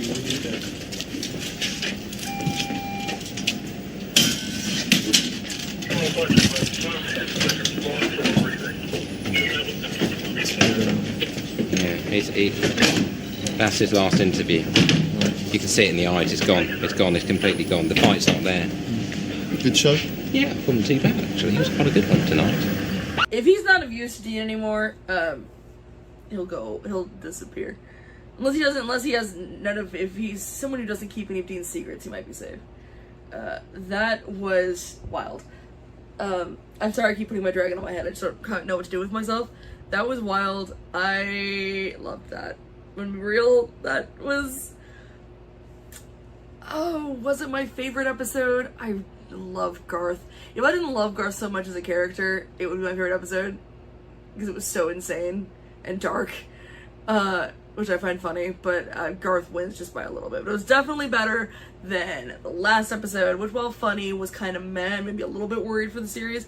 But this one was insane, and it at least proves that, like, this show clearly will go all over the place, which I appreciate. So now it makes me excited. If I have no idea what the other episodes are going to be like, that was horrifying, and I need to go sit somewhere quiet for a while, because... Oh! She's over there today. I didn't know she had... Thank you. 1,000 thank yous. Good evening and welcome to a very special musical edition of Man to Man. In fact, it's such a one-off soiree that Satu's been temporarily allowed to join me on the sofa to watch and has been given permission to remove her tail. Again, on a temporary basis. The tail on the costume, that is. She's not a lizard. I didn't think lizard. I don't know what I thought. It just made me... I'm glad he specified. That wouldn't work. But before we kick off proper, I've got a couple of bits of AOB to attend to.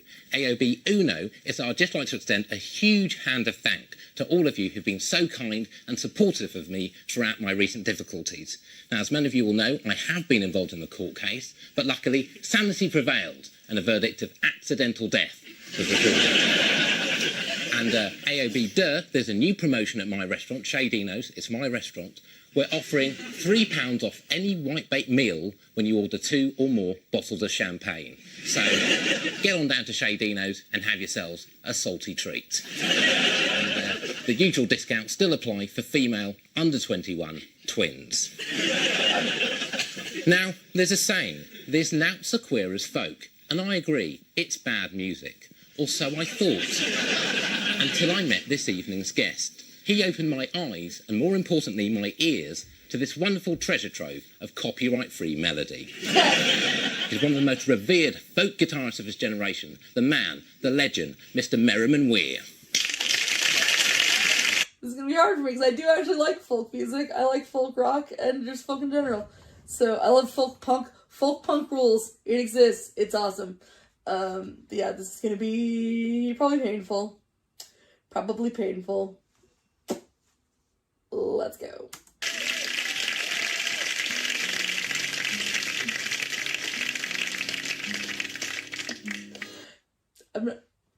He doesn't remotely look like the lead singer of a few of my favorite bands. like the lead singer of the Decemberists right here. Just a little bit, just a little bit. This is my favorite band. Oh, that's funny.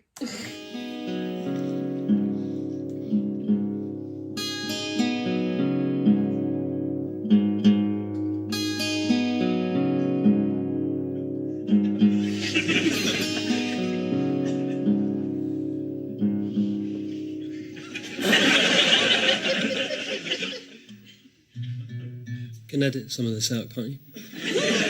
We'll probably need to keep it in for running time, to be honest.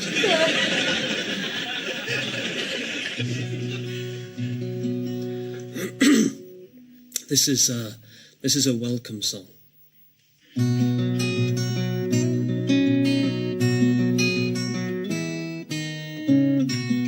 know you play guitar. Rock on.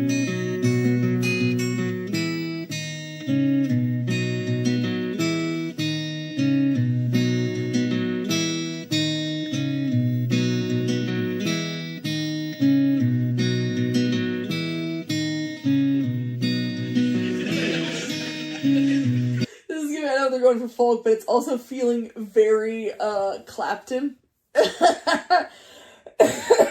of right, just everything about it, the testing of the guitar and everything just feels very. My parents have seen him a few times live, and I've seen some recordings of like unplugged stuff he's done. Yeah, it feels very Eric Clapton.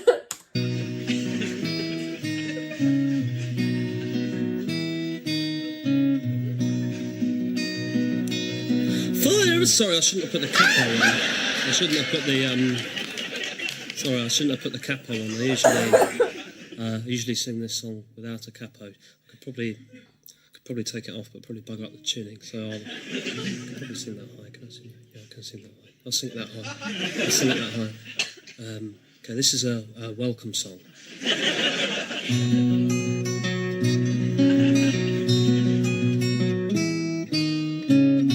The background's perfect.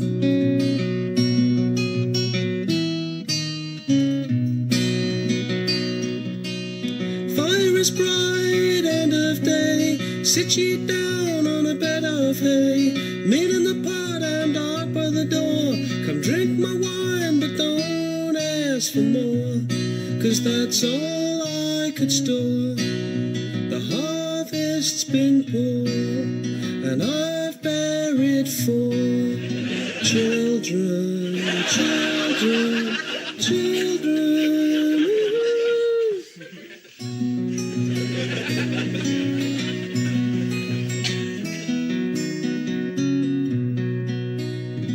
Thank you. Thank you. It's not inaccurate. It's not inaccurate. It's not bad. Oh my god. Oh no.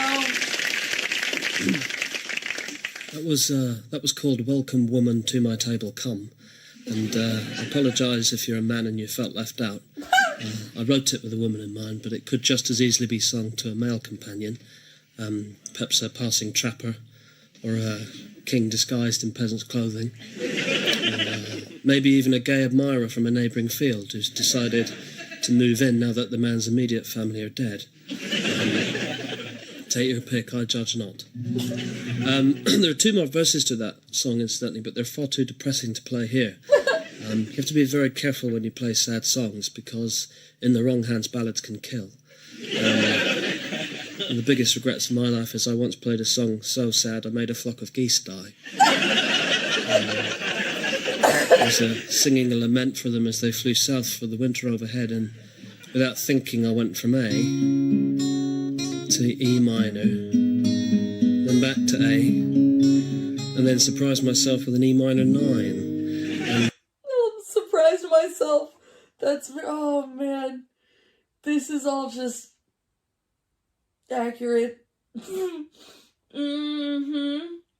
also love that he's like, Dean is occasionally just keeps looking into the camera, like just right down the barrel of the camera, which to me always, I can't tell if it means like cut this or if it means like I hope someone's liking this because I hate this. But I love that that Merriman is never looking right at never looking at the camera. He's constantly looking somewhere. I don't know if he's been told that's where the camera is. It seems like he's pointedly looking somewhere, but regardless of what angle we cut to, it's never him looking straight at us, even kind of. But before I knew it, they'd nosedived into a frozen lake. And, in perfect formation too, that was the shocking part. But, I wrote this next one for a friend of mine who was struck down with a terminal illness in the late 1990s. It was a bit of a race to get this one finished. But, God willing, I got it ready to play to him on his deathbed.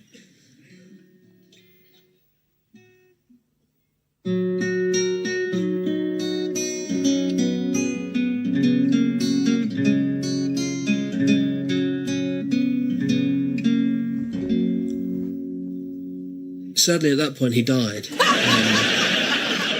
So he never got to hear the full version, which is probably a good thing, actually, as it was more of a critique than a celebration, really. Anyway, this next song's about lost love, literally a lost love. She went missing inside a garden maze when May Day passed. It was one I designed, actually, during a particularly self-destructive period of my life. It had man traps. And, it's called Loving You, and I recorded the original completely drunk, and I'm afraid that's the only version I remember.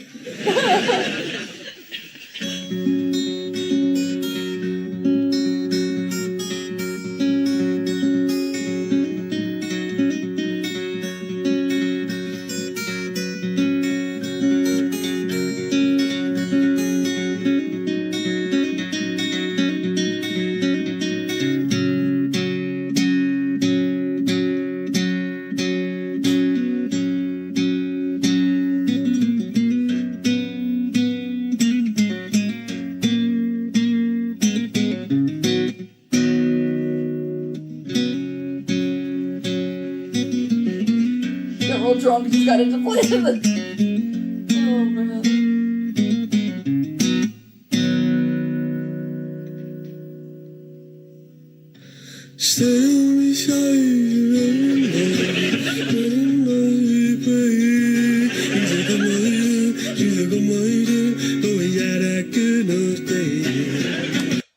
So, I love this. This is not a folk band. My other favorite bands is Modest Mouse, who I've seen now 6 times. The last time I saw them, about 6 months ago, they were great. They sounded amazing. They sounded so good. They were performing, Good News for People Who Love Bad News. That whole album was fantastic. There were times I saw them back in, like, the late thousands where, look, the lead singer is Southern and kind of has a lisp and was just extremely drunk while performing. And it sounded pretty much like this. The music sounded different, because just imagine it's like on banjos and kind of sounds scary. But it's like their lyrics are confusing when you can understand what they're saying. They're hard to understand on even like the record version. You're just like, what about hot dogs? It doesn't make any sense. When he's drunk, just mush sounds and then an occasional scream. And then back to banjos. It's beautiful. It's a beautiful thing. I regret none of those concerts. All those concerts were amazing.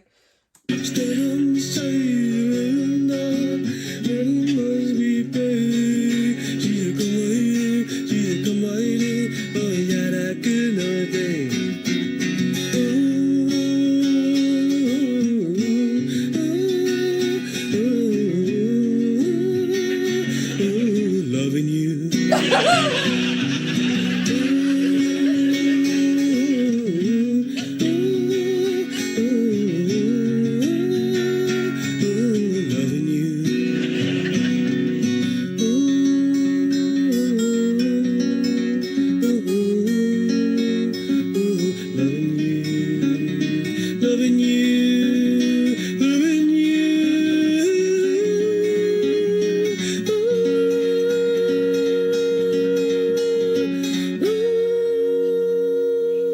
Thank you.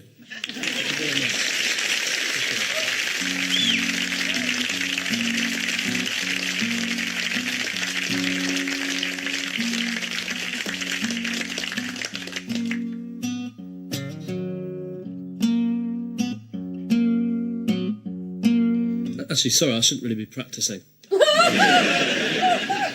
No, that's your call. That's your call, Merriman. You're an artist.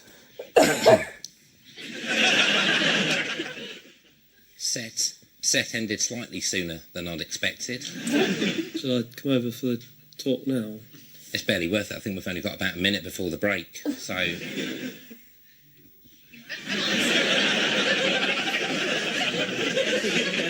This is awkward.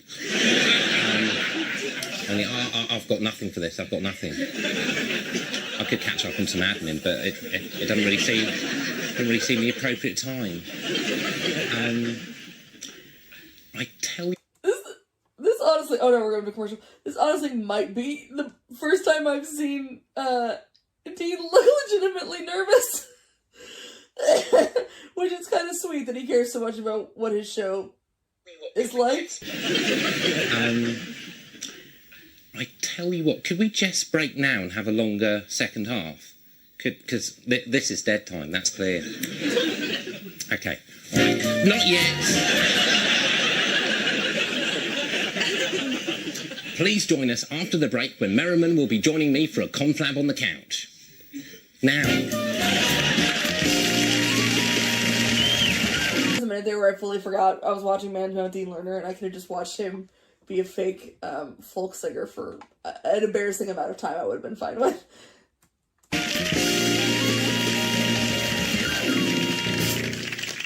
Good evening. And he looks kind of like the lead singer of Postal Service and Death Cab for Cutie. Ben, I forget his last name. He fully looks like that dude.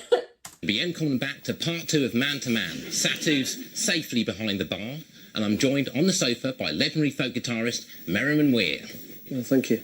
And can I say, I loved the set. I absolutely loved it. Thank you very much. I love folk music, I don't mind saying. I love it. I love it, love it, love it. Who else do you like? Well, who I like, other than yourself, of course, I'd have to say David Gray. Have you heard of him? No. Oh, you should check him out. It's really good, really mellow stuff. I wouldn't put him on in the car, though, because I find myself drifting off and it's unsafe. And I daren't overtake, because I'm liable to just give up halfway through. Now, you are one of the... Actually, Merriman, sorry to interrupt you, but do you mind canning the twang? Sorry, what, not playing? Yeah, I just feel it's becoming a bit of a barrier. Okay, I'll put it in there. I'll just put it over the stand over there.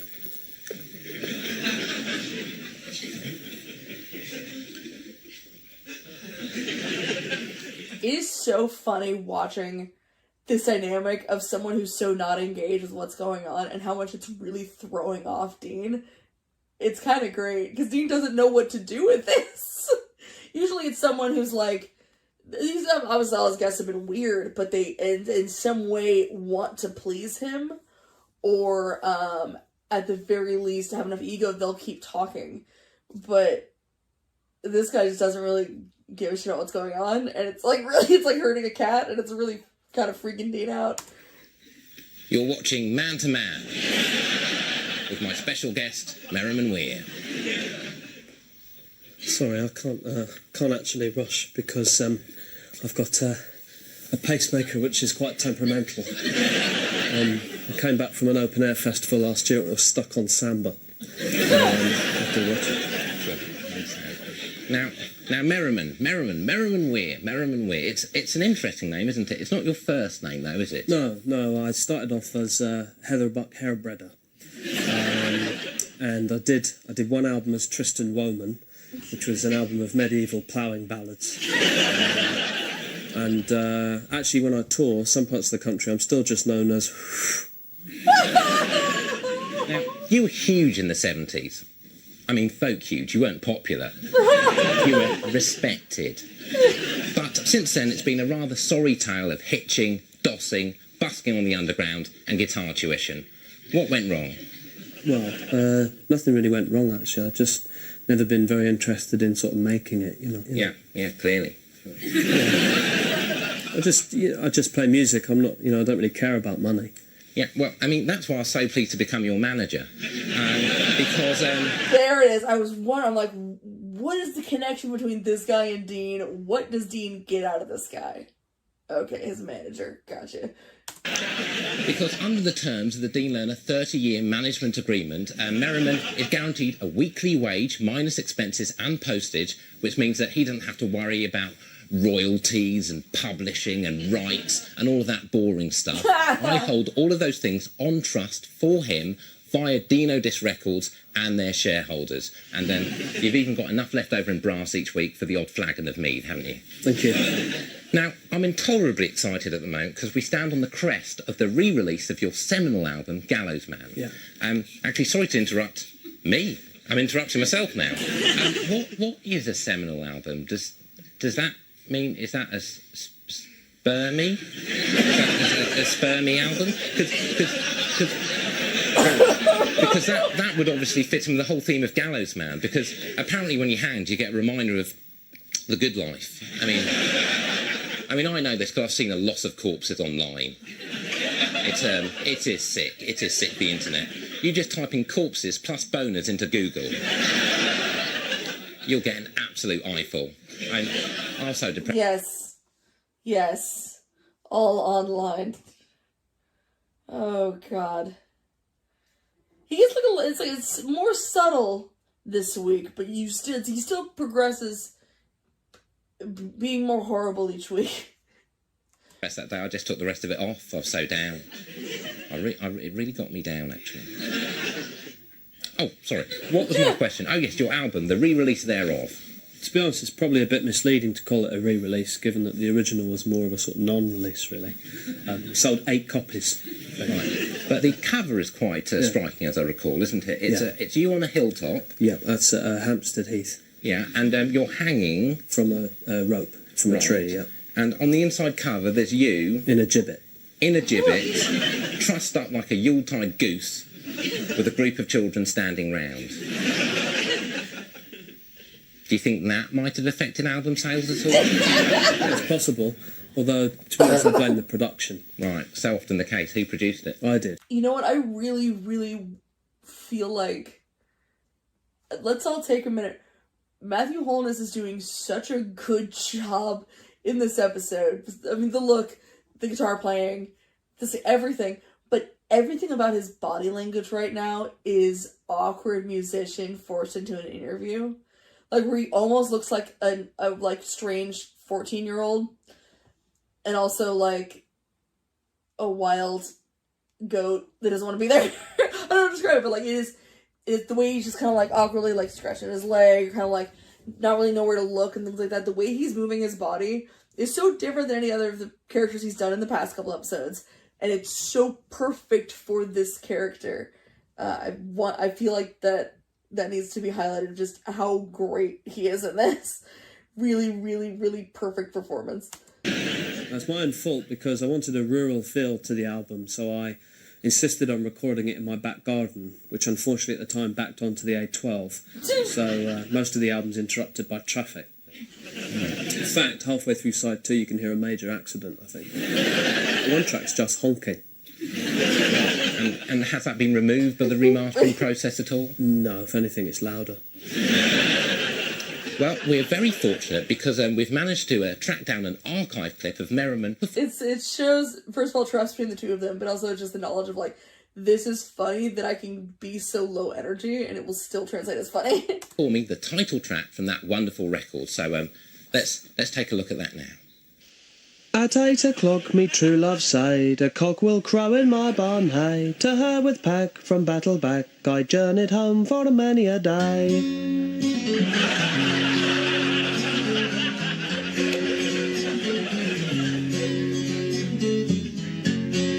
This is feeling so lovely bardcore. I do enjoy a good Ren Fair album. I have some from bands that I've listened to. Like I'll go to certain Ren Fairs. I went to the big one in SoCal for years. I miss it so much. But yeah, they had a special. There's like places all over the fair where they were playing music. There's a special spot toward the very back of the fair called Rogues Reef, which meant it was going to be R-rated, so they can sing crazy, dirty songs. But it's just all this is giving me is weird, dirty Ren Fair songs.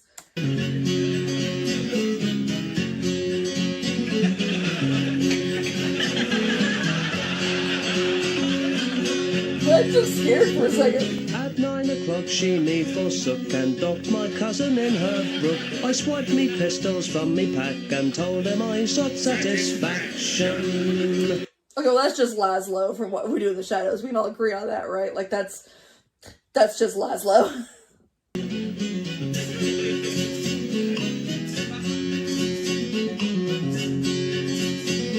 At 10 o'clock we took our stand, and ruffle did I strike the band. At battle's drum me cousin call, I'll have your bits on pistol ball.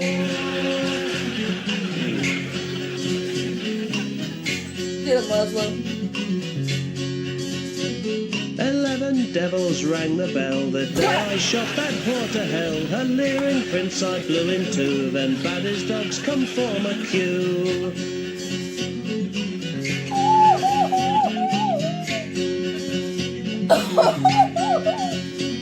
At 12 o'clock the judge he said, ye hang ye bastard till you're dead. So traveller hear me warning plain, don't shoot 4 people in the brain.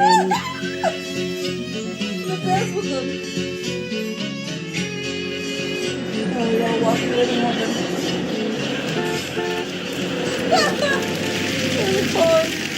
I would watch more of that.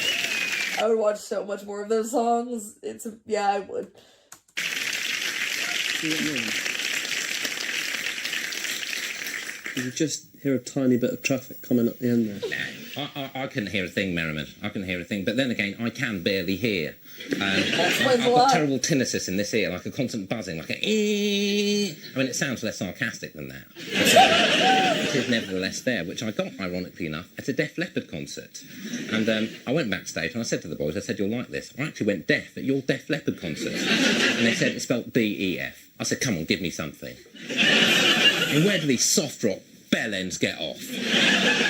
I mean, how the hell did they even come up with that name? I mean, what were they thinking? You know, we're a soft rock outfit, we want a name that denotes sleekness and power. Perhaps we should name ourselves after a wildcat. But, you know, we've also got a sensitive side, we're vulnerable. Perhaps we should give this wildcat a disability. What's about rheumatic panther? I'm not so sure. How about a... Provided this is a world where Dean Lerner would still be alive, I just want a, like, you know what makes me real mad, you know what grinds my gears kind of thing. I want Dean Lerner as the new, like, Andy Rooney. I just want him yelling about stuff. Because that's the good shit right there. When he just starts getting, like, I don't want to see you interview people. You're terrible at interviewing people. You're great at just going off on random stuff. It's so funny. What's about rheumatic panther? I'm not so sure. Mad. How about a hearing impediment? What about Def Leppard? Good idea, but I tell you what, you best remove one of the vowels, otherwise it'll be a stupid name. And you know how they spell leopard? L-E-P-P-A-R-D. That's how they spell leopard. L-E-P-P-A-R-D. Benders. It's so much mad. And I can't tell if that's just like, because I think I remember most of the shows ad-libbed, if that's just Richard going off being like, you know what I have a thing to say about?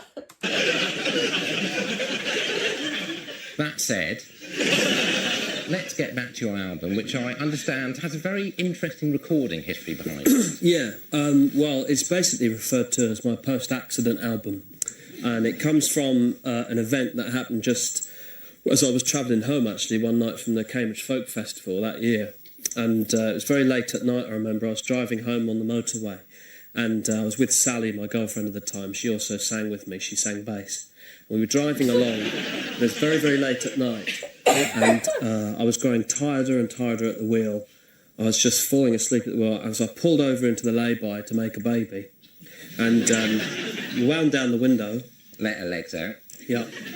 And we were both dragged from the car and lynched. Lynched? Yeah. Lynched? Who by? Folk fans. Well, with fans like that, who needs enemies? You don't. They're the bloody enemies. Yeah. Yeah. It was actually quite serious. I am sorry. Yeah. They took us out the car and they hung us from a tree by my guitar strings. And then the strain of that incident, unfortunately, led to my breakup with Sally, because she didn't think I'd handled the situation very well. Right. How come? Well, they were hanging her up and the strings kept snapping, so I recommended they use a heavier gauge. Yeah, I didn't, you know. You're just trying to be helpful. Now, under the Dean Lerner 30-year management agreement, you're going to have to do 800 gigs a year. So this eventuality, we have created a man-to-man overnight bag. You've got everything you need right here. A twin pack of Gobblers jumbo rubbers, toothpicks, mouthwash, individual cereal packet, lube, talc, toilet paper, dental dam, spare pair of cufflinks, baby lotion, small packet of Fisherman's Friends, shoe polish, rope, gaffer tape, disinfectant, wet wipes, and a mini champagne bottle and ice bucket. We've even chucked in a packet of guitar strings for you there. Right. Let's hope they're not heavy gauge. No, I think they're just normal. No, I meant, you know. What? I was just making a sort of light joke. Right. But, you know, I usually play light gauge, but I'm saying Okay. they're not heavy gauge in case I get hung. Like, Right. Yeah. No, it's sorry. just a- No, it's just a lie. that is funny. I should have laughed. No, yeah. Okay. I tell you what. I'll do. I'll laugh now, and we'll just cut it in later. No, you don't have to. Look, it's the least I can do. Okay.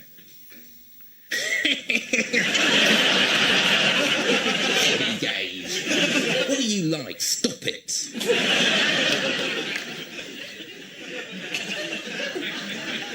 And I do recommend that you pick up the Gallows Man album. It really is one of the best releases of the year. It's an absolute joy, and believe you me, I know a thing or two about a pleasurable release. It's got a rather nice new cover, and I think we can see that. Well, that just about wraps up the show, and all that remains for me to do is to thank once again my super guest, Merriman Weir, for talking to me, man to man. Thank you very much. And to thank you very much for watching. Thank you very much. And we'll play out now with the final track from Gallows Man. Where are you going?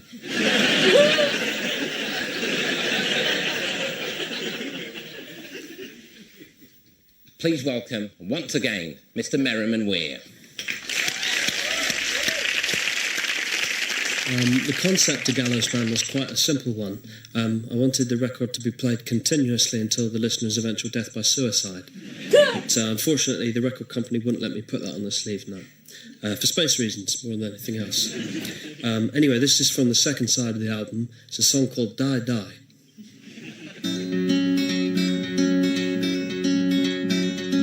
Dahi, dahi, dida-dum, die-die. Dahi, dahi, dida-dum, die-die. Dahi, dahi, dida-dum, die-die. Die, die. This isn't it. Do-die-do-dum, dida-dum, die-die. Do-die-do-dum, skida-dum, die-die. Do-die-do-dum, dida-dum, die-die.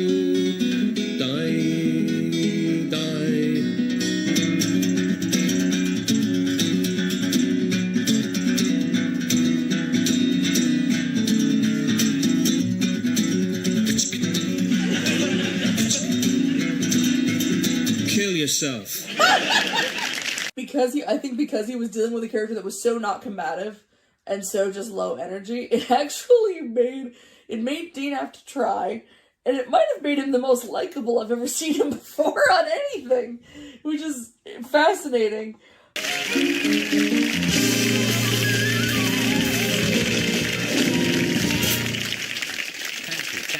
you. Good evening and welcome to Man to Man. My name is Dean Lerner. That's Dean Lerner, and I hope we all learn something tonight. Don't worry, there's no pressure to laugh. It's just meant to be dry. And I say learn because tonight we're about to spend the evening in the company of a genius, and my special guest is pretty bright too. Only joking. We're both geniuses. But this eve's VIP visitor is one of the world's most renowned psychics, and he has acted as my personal spiritual guru for the past 20 years. Indeed, before I met him... I don't know, man. I do love mocking of psychics. I despise psychics so much. I hate them a lot. Yeah, I think they're all terrible people. If you believe in them, that's fine. No hate to you. Hatred to anyone who claims they can parade your dead loved ones around. I think they're all monsters. So I love it when people mock them. So let's go! My favorite being, like, back when I used to watch Penn and Teller's Bullshit. Anytime they did a show that covered any kind of psychic abilities, were always my favorite ones. Oh, so good. I thought that astral projection was diarrhea. So you can picture the embarrassing scene when he first asked me to attempt it. But since that unfortunate afternoon, he has led me to new heights of positivity and kindness. At his prompting, I've increased my already considerable charitable endeavours. I recently gave a terminally ill child a home karaoke kit worth over £200, even though, under the circumstances, I might have been justified in simply lending it to him.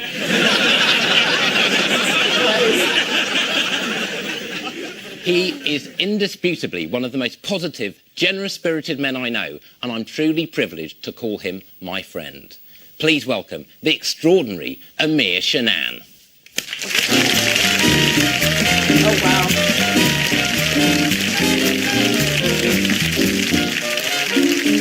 Just before we even start, we appreciate how much Matthew Holness just completely feels like different characters each time without going, well, some of them went a little over the top visually. We don't need to talk about Glenn, but just the way that, like, the physicality of every single one is so extremely different. We love it. The opposite of Western.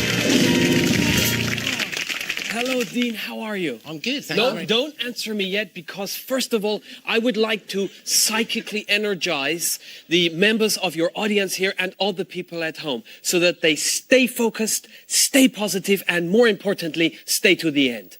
Okay? I second. Where is he meant to be from? Okay. Nah. Okay, so which camera are we on? Hang on, I will sense it psychically. That one. No, hold on. That one. Nope. Hold on. That one. Good. Stay there. Okay, come closer. Is my face filling the whole screen? Oh. Yes. Good, keep it there. Hello, Britain.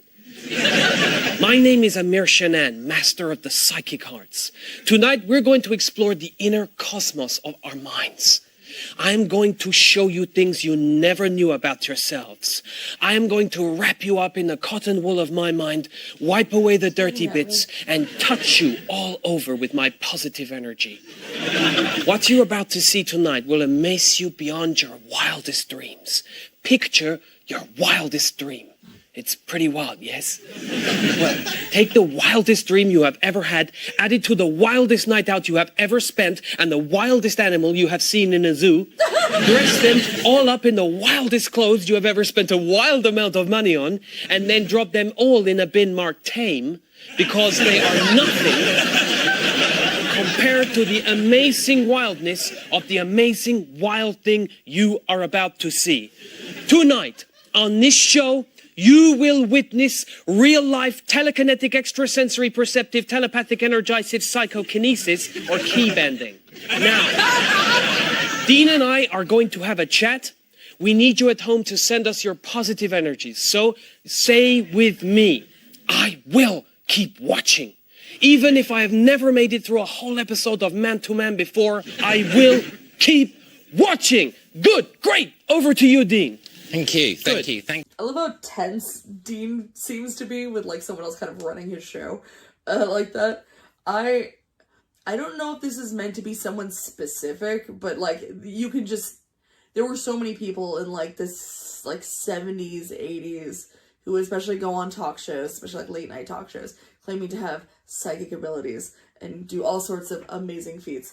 The best one being, oh my gosh, what was his name? I was about to say stupid name. That's rude. What was his name? Uri Geller, I think was it. I might be pronouncing it incorrectly. A man who was allegedly psychic, went on many shows performing his abilities, and then he went on Johnny Carson. Johnny Carson, who was not a believer of those sorts of things, who called up his buddy, the Amazing Randy, which, if you ever want to see a great documentary, Honest Liar. It's all about Amazing Randy and how he used to, was not the nicest dude, but would go around busting these psychics. If you ever watched, sorry, another jump, if you ever watched the movie Late Night with the Devil, the guy that's on the talk show in there that's like the kind of super skeptic is based on Amazing Randy. But yeah, he basically told Johnny Carson how to and his crew had to set up the stage, not to like make it so he couldn't do it, but just so everything was fair, so that the alleged psychic could not maybe tamper with the things he was going to, the items that were being presented to him to do something with. And the way the guy went on stage and could magically not be able to produce any effects is pretty magical to watch. You should really go on YouTube and find it, because it's amazing. I love it so much. Anyway, I promise I won't keep going on about psychics. They just make me laugh and anger me. Amir has recorded more messages of positivity which will play in throughout the show as the pace and interest inevitably slackens. Come on, Dean, be positive. I am being positive. Most people will not make it to the end of the show. That's just a statistical fact. Oh my God. And you know what? Fuck them. Keep going. When did you first realise you could bend keys? Okay, so does that mean this is being shown somewhere? Does this mean that, like, it has been in the realm of, like, you know, the fiction of the show, and maybe Dean's been getting the ratings and they're not great? I don't know. I was about 6 years old. I was lying in my bed. I was ill. And all of a sudden, I heard a knocking coming from the window. I was terrified. I got up, I went over to the window, I pulled back the curtain, and I saw a huge finger pointing at me from outside. And after a moment or two, it spoke to me, saying, "Fear not, Amir. I am the finger of Orion, and I bring tidings from the mighty hand of Rastaban. I have traveled through space and time to touch you, for I touched the caveman, and he knew fire. I touched Newton, and he knew gravity. And now I am touching you, and you will know how to bend keys by rubbing them lightly between thumb and forefinger.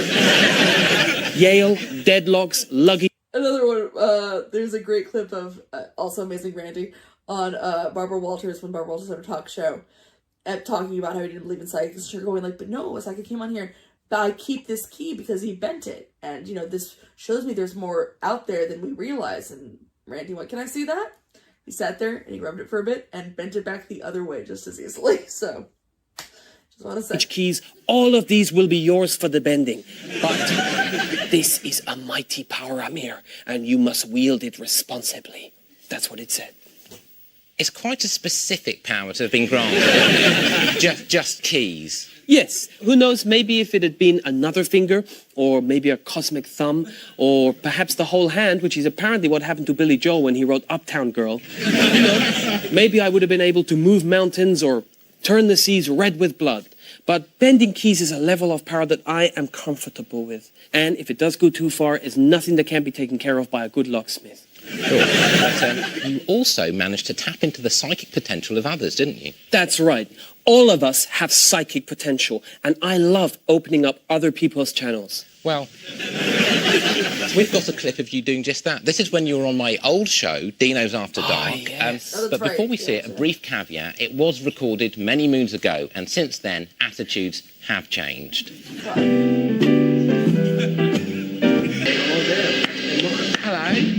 Hello, I didn't see you there. Come in and welcome to the party. I was distracted by the amazing psychic skills of Mr. Amir Shanan. Take it away, Amir. Thank you, Dean.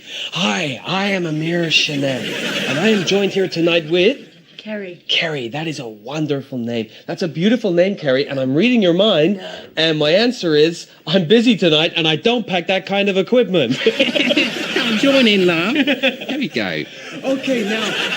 Kerry, I want you to look for a moment into my eyes. Okay, look into Amir's big, beautiful eyes and know that I am here for you. Okay, it is just you, me, and your mind. I am going to penetrate your mind in a good way. You know, it is a little known fact that human beings use only 10% of their minds. Tonight, I am going to help Kerry use 11%. Well, that's 11% more than usual. Dean? What? She knows she's not bright. Come on. Okay, now... This is why you're only down to one girl in your show, Dean. Or you just couldn't afford to keep them a salary. Which God, I hope the girls are being paid to be there. I want you to focus on one part of my body. Aye, here we go. Dean, don't be dirty. Oh, come on, I'm just being playful. Am I dirty? Don't answer. Anyway, have you got that part of my body in your mind? I want you to raise that part of my body. I want you to move it of your own accord using only your own latent psychic abilities. Okay, here we go. I'm going to focus and push everything down. Raise. Raise. Raise. Now I can feel a little tingling. Something is happening. I don't know if you can see, but my right hand is raising towards the ceiling. I'm really trying to keep it low. This is very powerful psychic strength. Give her a round of applause. That is amazing. It's unbelievable. Absolutely unbelievable. Well done. That's amazing. Well done, love. Sit down, Carrie. You might want to rest your mind after that. That was a hell of a workout, wasn't it? Very well. Lovely girl. Very good in the background. It's so funny. And after that historic appearance, we became firm friends. You were a regular guest at Dean Towers, and I took you on as my own psychic advisor. You were always bang on the money, weren't you, Amir? Fascinating. I mean, when I wanted to fuse a carvery with a disco to create the bistro tech, you said it wouldn't work. And you were right. People generally don't want a pre-lunch lap dance. But you also gave me a lot of confidence, didn't you? You gave me the confidence to launch my own aftershave range, Midnight Spray, which was one of the more acrid scents on the market. But then again, I like an aftershave with a bit of bite. It was a real love or hate it smell. You gave me the confidence to learn how to read. Up until that point, I was the only publisher in the book business who couldn't read. Which wasn't the hindrance you'd imagine it would be. I found it actually is best to judge a book by its cover. In short, you didn't need to convince me of your abilities, but others still doubted you, didn't they? Unfortunately, people are always knocking you. There will always be knockers. And ironically enough, it's the knockers I get the flak for. If you're successful, you are controversial. And that's what happened to you, wasn't it? You were punished for your genius. That's right. Not very long after that show went out, I was abducted. I was taken to a secret government laboratory and I was tested. I was humiliated. Every kind of implement known to man found a home in my ass. Each week I had to give fresh ass samples to different scientists. And do you know what? Not one record or document about my ass has been made available to the public. I was about to think if this was related to, like, this was a reference to the whole men who stare at goats thing of, like, them trying to... I don't know what ass samples are, but... You go to Parliament, you ask your MP about what happened with Amir's ass back in '79, and he'll look the other way. Those cowardly bastards came in the night, scraped me senseless, and left like ninjas. And for what? Because what can you tell from an ass sample anyway? I can't tell you. Fibre intake. I tell you something, Dean. Having my ass dismantled in such a fashion only made me a stronger person. And that's what your new... I thought he was going to say a stronger psychic. I'm like, oh, there's a lot of things I'm learning today. New DVD is about, isn't it? It's about taking time out to love yourself. That's right.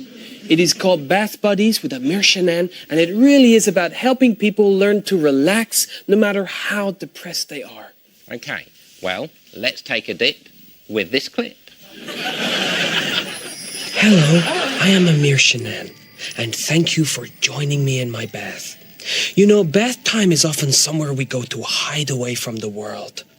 How many times have you run a bath and thought, will this be my last one? Well, yes, today let Amir be your bath buddy, and honestly, this isn't even really a joke. If this is supposed to be a throwback show, if this is supposed to be a show that was airing in like the 90s, early 90s, had VHS that looked just like this all the time. You just have to go watch Red Letter Media, their show Wheel of the Worst, which is my favorite show that they do. Which is the strange VHSs that people would make, and I guess at least one person bought because the guys at Red Letter Media have them wherever they got them. Starting to think this guy legitimately is meant to be a not exact Uri Geller, but close-ish. Breathe in those happy smells. Feel the softness of the bubbles on your skin. It's good, yes? Sure. Now, take your trunks off. Come on, take them off. I need all your channels open. He was like so avoiding eye contact in the last episode, and now the eye contact is so upsetting. It's so upsetting. I didn't ask. There. Mine are off too. There is nothing to be ashamed of. You have a beautiful body. No, don't cry. You do. See how the bubbles make all your skin warm, wet, and shiny? Look how your flesh swishes and swirls in the water like moonlit coral.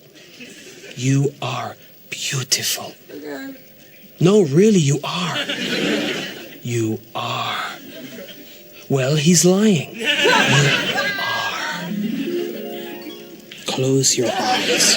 I'm going to touch you with my mind. Feel my psychic energy soaking your unhappy body, soaping all that misery away. I don't like it. You feel light as a feather. Oh, thank you. You are floating.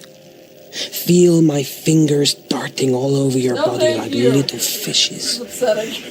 Alright, I want Glenn back. Bring back Glenn. Slowly, very slowly, bring your hands down in front of your body. I'll even take his chin. Lower. Lower. That's good. Even lower.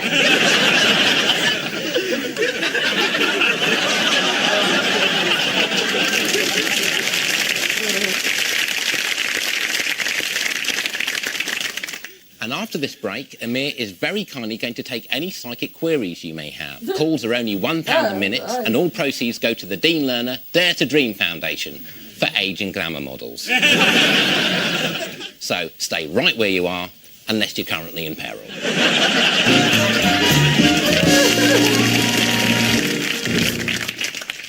Welcome back to Man with Dean Lerner. Don't go away! I'm joined by the world-renowned psychic Amir Shenan. Now, we've been inundated with calls throughout the break asking for Amir's supersensory counsel. So, let's roll it through. Satu, can you connect our first caller? We have Sandra from Ipswich. Why does it matter where she's phoning from? I don't care what dead-end town she lives in. Sandra, sweetheart, you're through to Amir. Hello, Amir. Hello, Sandra. What is your question? I was wondering who the most famous person you've ever advised was. Ooh, I think it probably have to be Margaret Thatcher. And she was great because she was such a good listener, and whatever I said she took on board, although I have to say I made a bit of a mistake with the whole Falklands thing.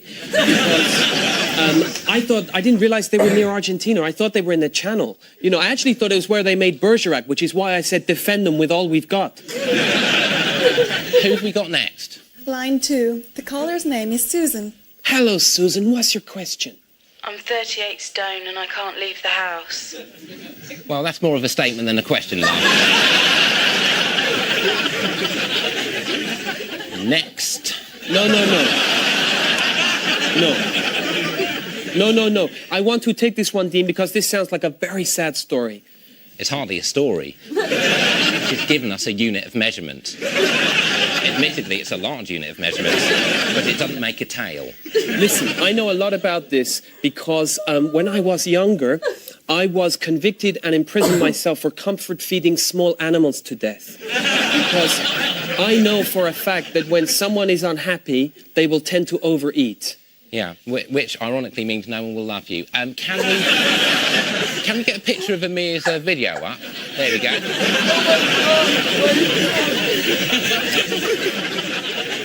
Okay, does that answer your question, Susan? Not really. I want to know what I could do to lose weight. Nothing, I wouldn't have thought. You're too far gone. But if you stay on the line, love, I can recommend a good builder who could widen your doors. And if not, they've got access to a crane.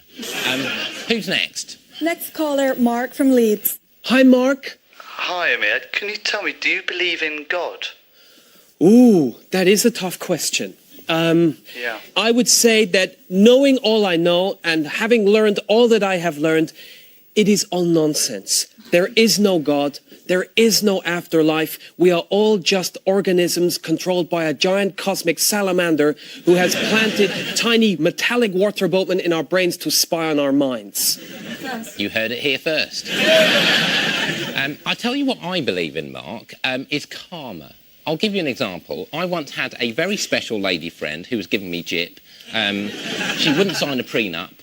She wanted me to be faithful. And to cap it all, I found out she was having an affair with Gary Bushell. I don't know what's upset me more, her infidelity or her lack of good taste. Anyway, not long after I discovered that news, she was found gunned down outside her parents' flat. The culprits were never found, despite my best efforts. I moved on. I had to. But I couldn't help think that there's some kind of cosmic justice at work there. So just bear that in mind, Satu. What goes around comes around. Okay, Dean, I've had just the... If karma is real, Dean is gonna go out bad. Oh, gosh. I kind of want, it's like I almost wish there was one more series or thing that involved Dean Lerner just to know what comes of him in the end. About enough. You have been in a bad mood all evening. I tell you what I'm going to do. I'm going to get you, Satu, and me in a bath after this show. And you know what, Dean? Do you know what I'm going to do to make you happy? I am going to bend a key. I was gonna say, like, okay? Now, I need a neutral key. Satu, do you have a key? I have this. Ladies and gentlemen, give Satu a round of applause. Thank you, Satu. Come over here. Thank you. If you'd like to just stand here. Now. He looks so, is he just mad that she's in the shot and not behind the bar? He looks so angry in that shot. Just have a little bit of quiet, please, from the ladies and gentlemen at home and here. She's not supposed to be over here. Bend. Yeah, that's what it looks like. Bend. You do that for a while. Bend. Bend for Amir. Amir wants you to bend, so why don't you?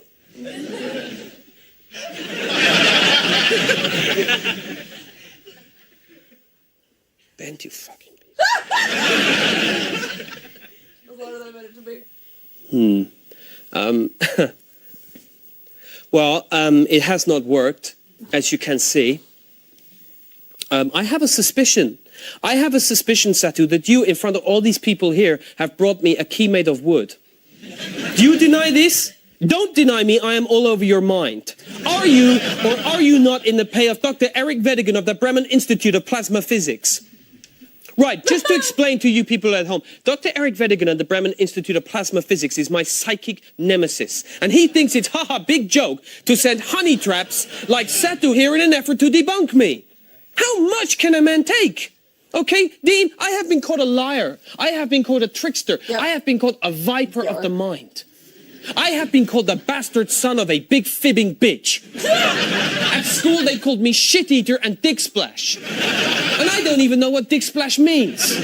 Okay? I have had enough. You, Satu, and this whole show are assholes. Keep positive. You're an asshole, and this is an asshole. And in fact, you are an asshole too. All of you at home, you are all assholes. Everyone in this country, you are all assholes. You are all assholes. Okay, you're an asshole. You have fixation, good friend. Bye. Are we still on for our bath? Yes, we're still on for a bath.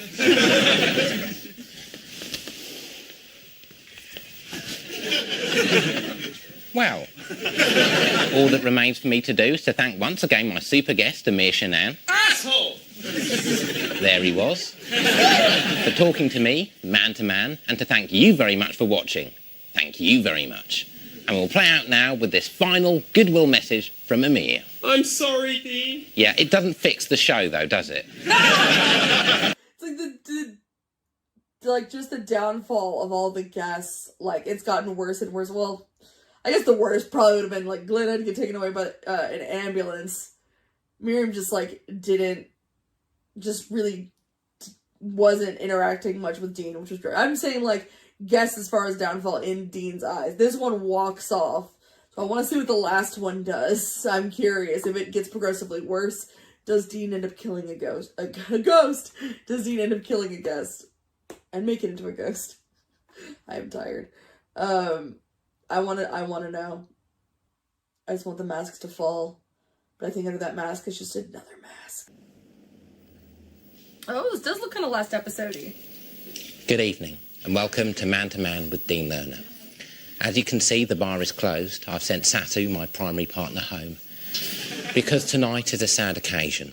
My would-be guest this evening, Randolph Kaya, the celebrated British character actor, who starred in films as diverse as Bitch Killer and That Duck 3, Duck in the City, sadly died yesterday morning.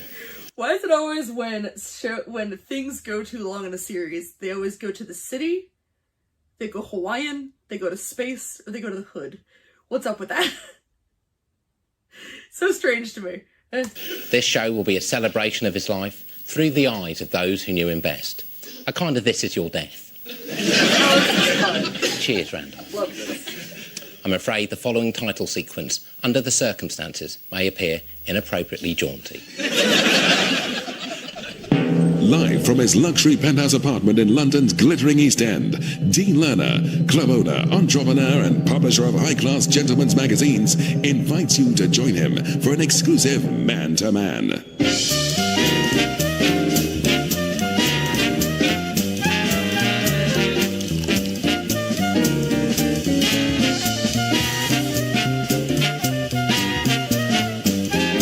I kind of wish the like for the last one or something, the theme song would just keep going because we're like the point of view character in the limo. I feel like it would go very like Primus Smack My Bitch Up music video where it starts off chill and then we just go into a horrific night of debauchery and disgust. Would be amazing. All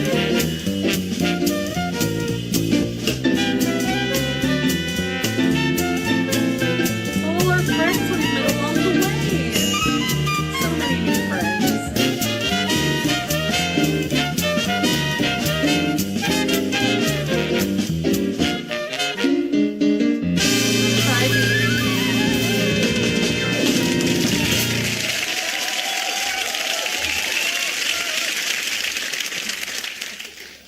Thank you. There's no way there's actually an audience there, right? Like, it's sounds. The fact that he's like, everyone calm down. It's like, he couldn't have it be somber, like, no sound, because he had to prove that people were excited to see him. So he still had to pump in the sound and then be like, all right, everyone calm down. Out of respect to Randolph, I'm cutting the monologue which would usually precede our interview. However, there is one small bit of AOB which I am obliged to mention. And that is that for this month only, if you dine at my restaurant, Chez Dino's, on any Tuesday before 4 p.m. and order a minimum of 2 starters, you will receive 30% off a lap dance at Dino's nightclub between the hours of 4 a.m. and 4:30 a.m. on any subsequent Wednesday, providing 3 or more magnums of house champagne were purchased with that aforementioned meal. A bad comparison, but to be completely honest, that does remind me of some of the coupons people would get when I worked at Disneyland.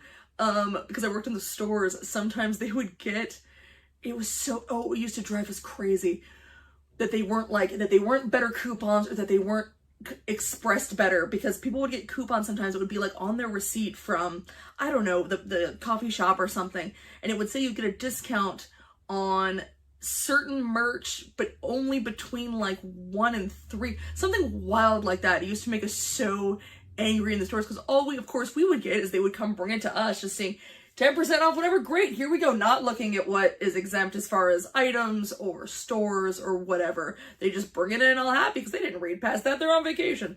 And then we'd have to be the ones to be like, no, it has to be before this time, or it's my last day. I know, I'm sorry, I can call a manager. Like, it was the worst. Curse you, very specific coupons. After a career-defining performance as serial killer Sidney King in the film Bitch Killer, the actor Randolph Kaya became something of a recluse, rarely giving interviews, so it was a coup and a half to have secured his appearance on this show. His sudden death came as a huge shock to the production team, especially as his statement of health form clearly said that he had no long-term degenerative illnesses. He had been paid well in advance for his services.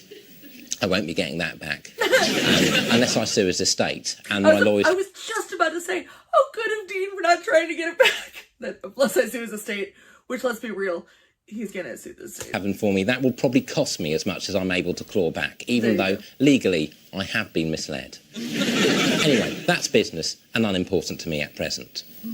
Tonight I wish simply to present a petty l'histoire of this remarkable actor who can never shake off the stigma of his most famous role. My name is Sidney King. I hate a lot of things. Fruits, colours, and above all...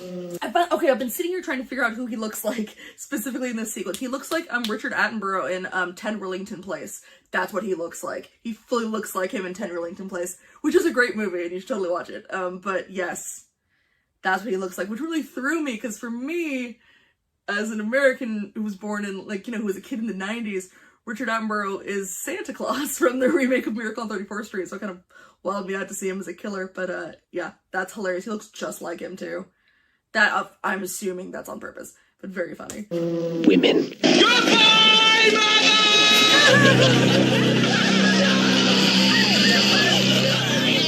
yes! The blood that looks like bright red house paint. Ah, my favorite. And the title cards, they're always a little bit shaky. Bitch killer. And none for good measure.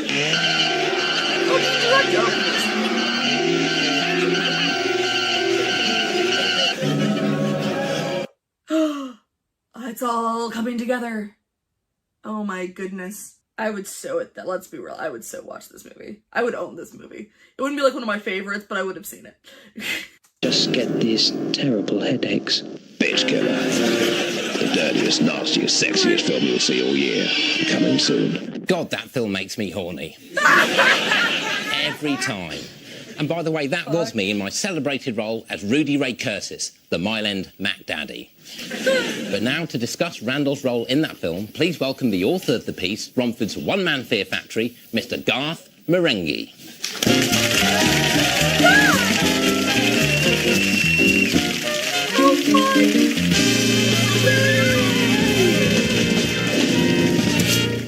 Can I just say it's a sad day for the genre. Randolph's flame burned brightly for the briefest of whiles, and there ain't too many flames like that left. Thanks for coming at such short notice. That's fine. Here's my taxi. I'm just dying. I'm just like, in my head is playing so many different trailers. It was making me think of like Martin, which is the Romero film that no one ever remembers, but George Romero did make a vampire film once. It's called Martin, and it's awesome. It makes me think of that, or it makes me think of, a lot of early Romero, like, not the zombie ones, but like Martin or like Hungry Wives. Or it's making me think of like, honestly, even movies that look where it's like Criminally Insane. It kind of gave me Criminally Insane vibes. Thanks for coming at such short notice. That's fine. Here's my taxi receipt.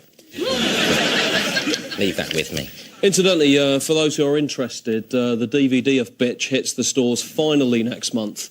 It's actually not a bad time for Randolph to go, because it does at least give us a decent press angle. And journos are less likely to stick the boot in while he's still warm. So.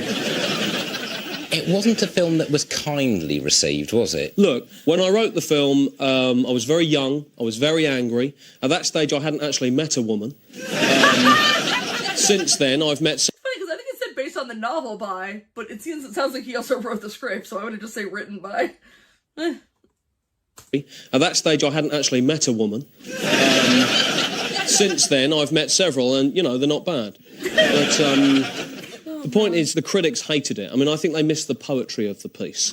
And I think they hated Randolph more, though. I mean, they really tore him apart. Sure, and ironically, no one hated that film more than Randolph. I mean, he even tried to walk off the film, but I remember saying to him, I warned him, I said, this business is a jungle, and if you start breaking contracts, the lions will eat you.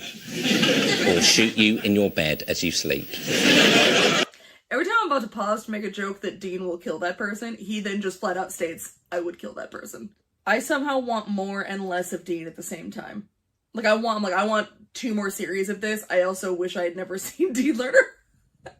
I want both. Anyway, let's have a look at what Randolph himself had to say post-Bitch. You're odd-looking, aren't you? Yes, I suppose I am. And you always play these horrible characters. it's not really by choice. As I say, that particular film is not one I'm personally proud of. Well, you oughtn't be. It's horrible. I know. I love how subtle they went with the makeup, but it makes him look like a totally different person. As opposed to, oh god, I forget his name, the sci-fi writer with the horrific chin we don't talk about. But just like the nose and the teeth and things like that. Like just enough that he looks like a totally different dude, but doesn't look like a cartoon or a maniac. And I very much regret making it. But you did make it. There aren't many parts around for someone who looks like me, shall we say. It's a horrible film. I know. You're horrible in it, and I find it horrible looking at you right now. I wish I hadn't made it. Who is the real Randolph Kaya? Someone who flashes at women who has no hope of wooing? No, I've never done that. But you have been tempted? No. You talk like a flasher. You're bald and unkempt. It looks like you sold your trousers. I'm actually very happily married. But for how long? Randolph Kaya, thank you very much. I mean, it's so hard to believe that in that... He's so good. Like, I'm just thinking about, we're seeing him as Garth, where he's just a pontificating boob. Or thinking of him as the, like, really the last episode now, seeing all the characters he's played. I'm not as familiar, of course, with UK TV. I'm getting there, thanks to y'all. I'm gonna watch more. But, like, is Matthew Holness, is he in a lot more stuff? Because he just... You can really see how good of an actor he is, genuinely. Like, it's very funny, but I feel like we should really take a moment.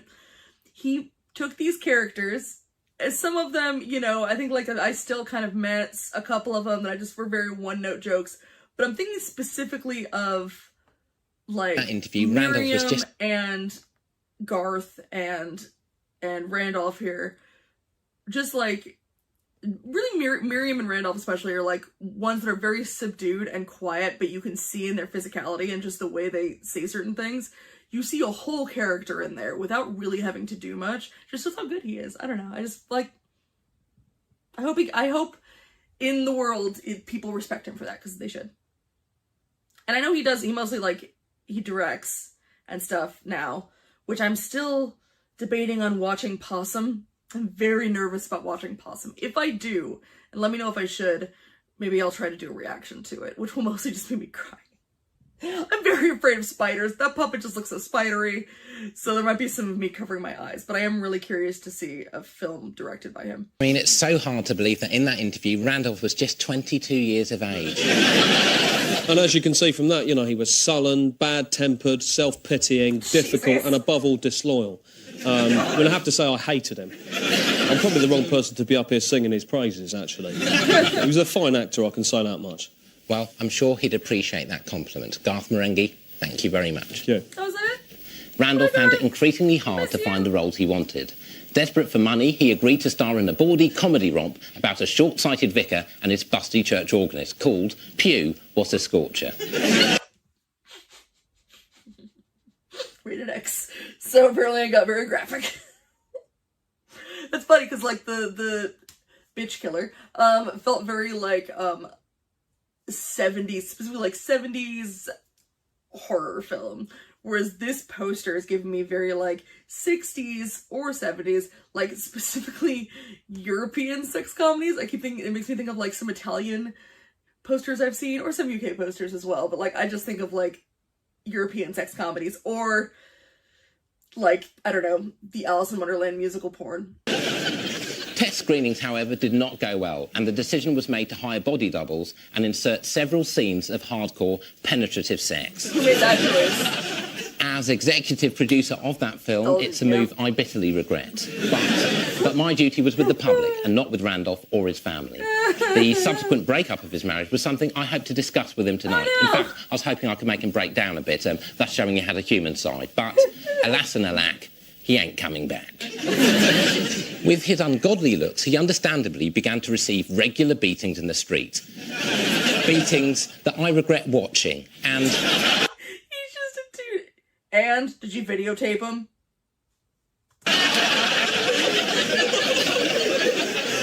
And, on occasion, cheering on. No. Jeez. Look, he's just a guy. Come on now. The life of a character actor is hard. Not everyone can be John Cazale or something. That dude was one in like 5 movies. They were all nominated for Best Picture or 1 Best Picture. This is how it is. Indeed, Randall's agent would often be called out in the middle of the night to retrieve him from skips. One man who knew him very well during the skip years was the actor Glyn Nimron. Glyn is currently recuperating in a Hawaiian hospital, having been set on fire during a previous episode of this show. And earlier today, we managed to link him up via satellite. I don't want to see him, though. Can you hear me? Okay. Glyn Nimron! Hello, Dean. Yes, I can hear you. The pause and the not looking. And I've just heard the tragic news, and can I say sincerely how sad I am. He was like a flame in the night, burning brightly. There aren't too many flames like that left. What were your memories of I have many memories of Sorry. What were your memories of Randall? I have many memories of... Sorry, I think there's a time delay. I think there's a time delay here. Yeah, I know that. That's what I just said. You probably figured that out. Yes. Can you just wait until you hear my next question? Sorry, Dean, I didn't catch that. Wait until you hear my next question. Sure, okay. What were your memories of Randolph? Yes, I have many wonderful memories of Randolph. What are they? Well, the last time I worked with him was on a very, very funny comedy film called That Duck 5 Duck in the Hood. Was that the one with the Rastafarian duck? Yeah, I said they go to the hood. I said it. Oh, the pause is killing me. And the fact that he's not looking at the camera. 5 Duck in the Hood. Was that the one with the Rastafarian duck? He was a funny duck. Quack, quack, yimon, paddling about. Oh, he was good. Yes, that was the one. But you know what, Dean? Randolph did not like the script. Right. So I'm afraid to say on that particular project, I had him fired. All right, well, we'll call it a day there, Glyn. Call it a day. Yeah. Call it a day. Sorry. Thank you. Thank you, Dean. Glyn Nimron there. Unemployable, divorced and growing uglier by the day, Randolph made a final bid for respectability in the made-for-television movie Brossroads, the story of Bross.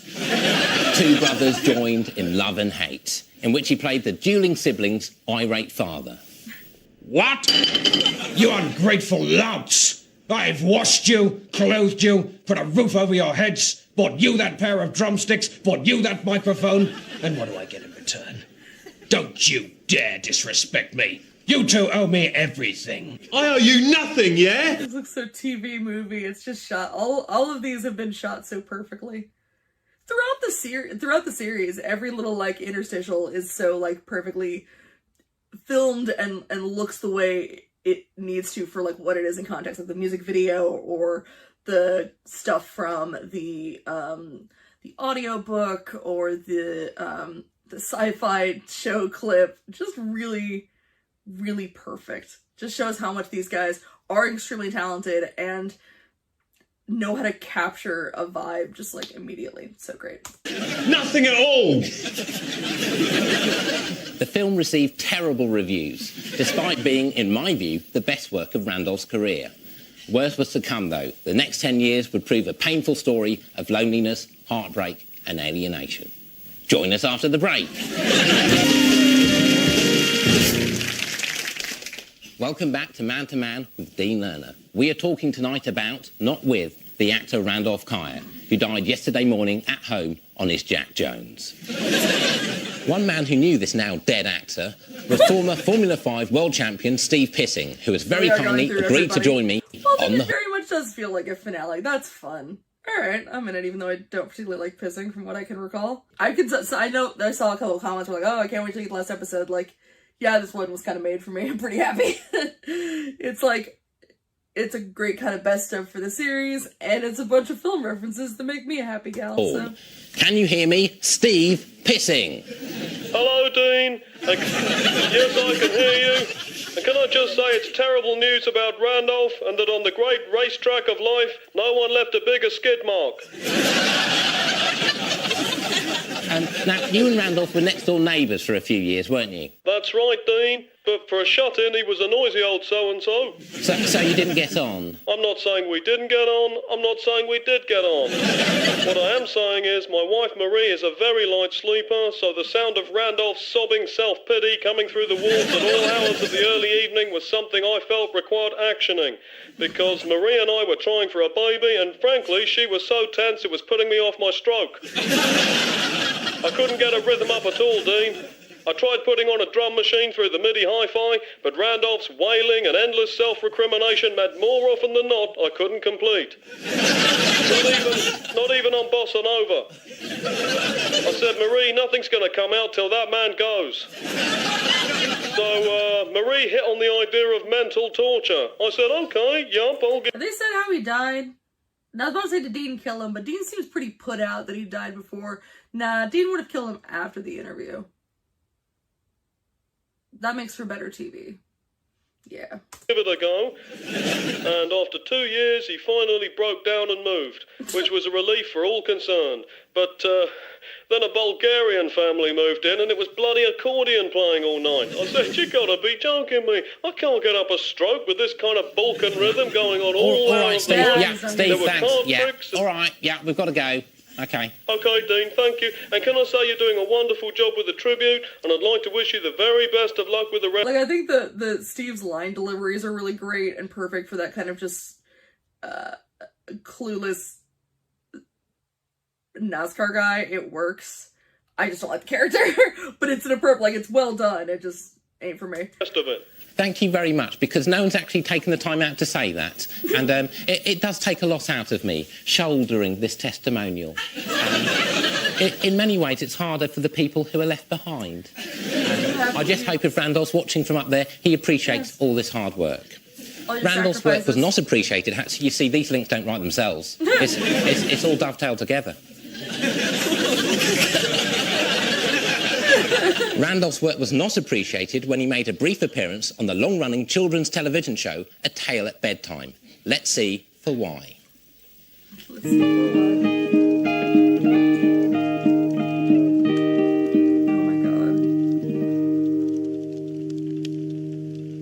Hello. Today I'm going to tell you a story, which I wrote for my own little boy, Charlie. And Charlie, if you're watching, I hope you enjoy it. The House for Nobody. Once upon a time in the forest, there lived a woodcutter called Randall, who spent all the days he had left chopping wood from a large old tree. "Why do you keep chopping me?" asked the tree one day when it realized it was close to death. Randall held his axe aloft, but for once did not strike. "I know you are building a house for your family," the tree continued. "But how can you expect them to live in it when you don't know where they are? Those little beds for your children are old and useless. You're building a house for nobody." Randall sighed, recalling that his family had indeed left him many, many years ago. Oh my God. "I am the one friend you have left," said the tree. "If you kill me, you will be completely alone." Wiping a tear from his eye, Randall put down his axe and slumped to the floor. He began to feel very tired. Leaning back to rest against the tree, he jumped up suddenly at an almighty cracking sound which shook the depths of the forest.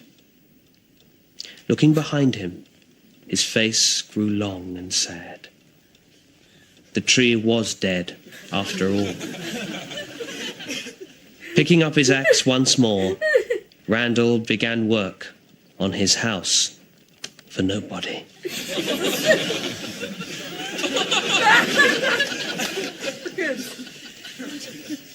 By this stage, Randolph was persona non gratis. But one person who did stand by him was celebrity psychic Amir Shanan, who'd very kindly rushed here straight from the set of his workout video to pay tribute. So, please welcome Amir Shanan.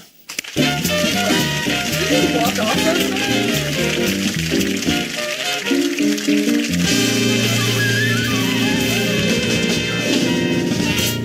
Dean. Looking like Richard Hello, Amir. Simmons. It's okay. Why the balloons? Because tonight, Dean, is a celebration of greatness. A great man, an okay actor, and a great friend. Whenever I met with Randolph, I always took him some balloons. He loved balloons. And I think if more people had given him balloons, then maybe he'd still be here today, holding my balloons. Sure, but they are obscuring my close-up. Can we get rid of them? Stu, can we strike the balloonage?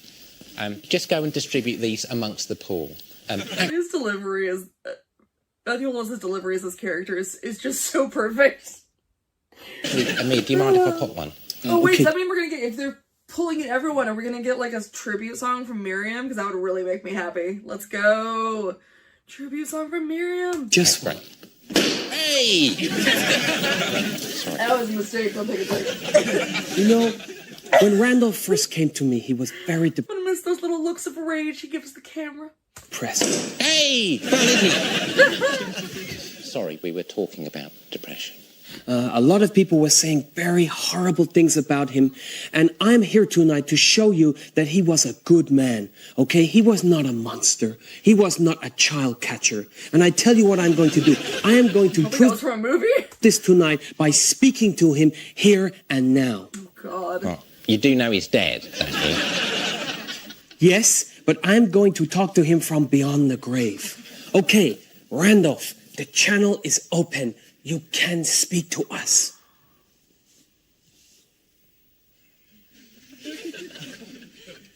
Now.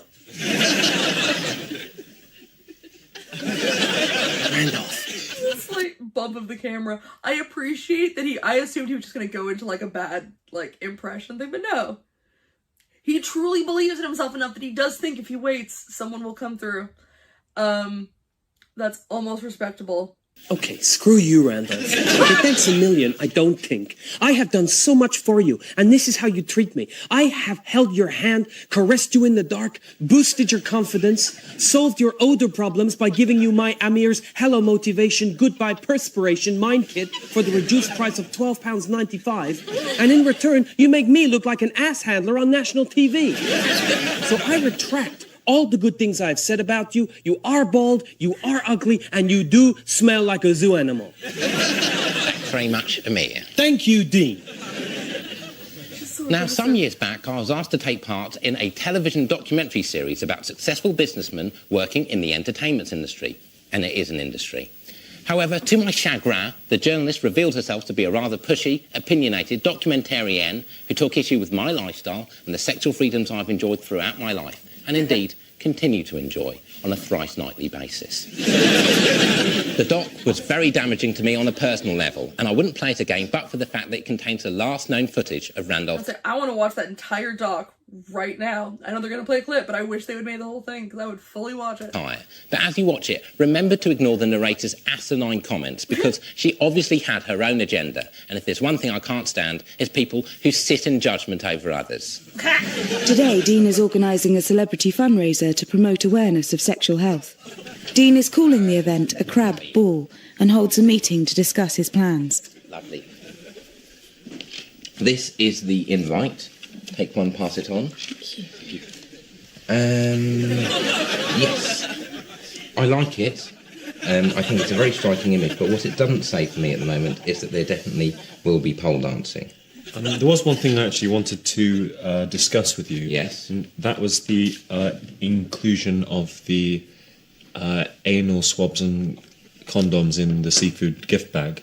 I was wondering if it might be possible to have a separate gift bag for perhaps the seafood. There's no sexually transmitted disease in the gift bag. I think all Graham's voicing is the concern that perhaps celebrities are quite specific about what they want to be associated with. That's what they're called. I think it's just because it's not a life-threatening disease. It's an irritant, though. It's very uncomfortable. I don't know if you've had it, but you will know about it if you do. That's a little rude to ask, actually, maybe. It wasn't a question. I said, I don't know if you've had it. No, and why would you? And I think just to say that celebrities have... Well, I might have heard. On the grapevine, it gets round. I don't think you're going to get the kind of... I want them to do an entire special so badly. Ugh. People that you want to turn up to an STD party. It's a crab ball, Vicky. Well, he's got it. He's got it. She's got it. He's had it. Those two have got it. And if those who have got it, everyone from here to here will have it. I know that as a fact, so I expect a full plate of RSVPs. With respect, Dean, I just feel that... You keep saying with respect, but I don't get any respect, Graham. You're a fucking seafood platter designer. Just don't twist my words, Graham. I'm not up in fucking court. That's next week. I'll sort this out myself. Get out. Yeah, cancel their car. So much of a turnout, you said, Dean. No, give it time, give it time. He came to his crab party. All right, Spence. His crabs party. And the problem is, at this rate, it looks like we're going to have to invoice the charity. One celebrity did turn up, but this particular visitor wasn't on the guest list. Right. Oh, hello, Randolph. How are you? You didn't RSVP. What's my face doing on these posters? In accordance with his wishes, we kept our camera off Randolph as much as possible. The whole idea of it is that you look like the kind of person who might have crabs, but you don't. I paid the photographer, I own the image. You touch me one more time, I will call the police. Touch him, Lewis. There we go. Randolph, you're embarrassing yourself. It's not assault, Randolph. Take it's it down, lawful Dean. restraint. Randolph, is this about money? Is this about money, Randolph? Because this is sordid. What do you want? 80? All right, I'll make it a ton. How dare you. Ton 20. Ton 4. What about ton 60? And ton 80? And 2 ton? He just it's just showing what a horrible bully Dean is. Oh my god. What about that? Why don't you take it? And just get out. He's crying. You've made him cry. Well, he is crying. Here come the waterworks. Here it comes. Here comes the rain. I'm trying to have a fun evening, Randolph. I've got seafood. Maxine's here. Satu's here. We're having a party. Pick him up and get rid of him. He's a funny one, isn't he? You can't genuinely think, oh, I'm a handsome man. He's raving. He's mad. He's but ugly, am I wrong? Very ugly. He's very ugly. Why did you give him money? Well, I just thought he could do with a few quid. He looked brassy. Out of the goodness of my heart, you know. It's like I always give, you know. There you go. 20 pence. There you go. There you go. You know, I give people money all the time. It's not a big deal. Lewis! Don't break him. Give us a call, Randolph. We'll sort this out, because I don't want this to end like this. Right. I was gripping his chest. Did he kill him? I think accidentally. I guess, to sum up, Randolph was a great talent whose ego simply got the better of him. Like Icarus, he flew straight into the moon. It's a lesson to us all, and if... That was so stupid. Oh, it's dumb stuff like that makes we me can laugh. learn Sorry. anything from his death, it's to stay in the box society puts you in. If only he'd made Bitch Killer 2 as instructed, perhaps his life wouldn't have been such a wasted journey. All that remains for me to do is to thank all of my super guests for talking to me man to man, and to thank you very much for watching. Thank you very much. And we'll play out now on one of my favourite moments from Randolph's Rich Earth.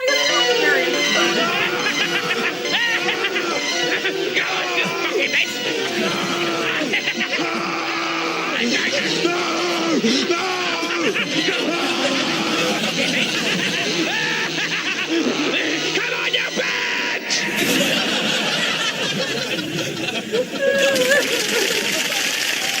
I guess it was hard to work with him, but I still wish there had been a tribute song from Miriam. That's sad. So there we go. That is it. That is the last man-to-man reaction. I hope you guys enjoyed this one and any of them. You guys have been so incredibly kind with these comments on both this series and the Dark Place one. You guys really gave me confidence to kind of keep doing stuff like this when I just was very nervous to even post my thoughts on a TV series, and you guys kind of just made me feel like, I don't know, the stuff I had to say had some value. It made me feel good for someone who kind of struggles with that kind of stuff. So I appreciate y'all. And now you can help me figure out what to cover next. I went through and I wrote down a big list of all the TV shows that were recommended to me, and there were a lot. And I do plan on doing, who knows, I mean, as many as I can eventually. I'll just keep going through them. And there was some stuff on there that I know are like really well-known shows that I've just never seen. Things like It Crowd or anything Alan Partridge. I've never seen Alan Partridge stuff. Father Ted, I've seen a couple episodes of. I used to watch him occasionally back on BBC America a million years ago. There were some other ones that were like really big names that I hadn't seen before. Anyway, but I just kind of chose 4 from there that sounded sort of interesting and popped them up on a poll that's on my channel right now. By all means, go ahead and vote. And if you don't see one that you really want, but want it for sure added to my list, by all means put it in the comments. I know on the poll is Look Around You, Nathan Barley, Jam, and Toast of London. I think Toast of London's winning right now. All I know about that is Matt Berry's in it. I know Jam, I believe, is a sketch show that I just keep hearing people say gets really weird and dark, which does kind of intrigue me. I do like me a sketch show. My favorites being like Mr. Show with Bob and David and like Kids in the Hall. Look Around You, I've seen like a couple images from. I think he used to play on Adult Swim back in the day, when like around when Dark Place was playing, but I didn't see any of it. And then Nathan Barley, I really don't know much about at all. I know another one that I kept seeing recommendations for was, oh gosh, what was it called? The Day Today or something like that? Let me double check. The Day Today, which for that one, it looked really funny. I just wasn't sure if I, as an American in current time, would get all the jokes or any of the jokes. So if you could maybe give me a heads up if I would, if it's like, if it's accessible, great. I love like parody news shows. I just wasn't sure if it was like really time specific and country specific, and if I would just end up looking like an idiot who didn't know what any of it was. And that wouldn't be very fun to watch if it's just me not getting the joke half the time. So anyway, yeah, go ahead and vote for me. I'll probably leave that thing up for like a week or so before I start the next series. And yeah, just thanks so much for joining me through all this. Thanks so much, guys. Bye.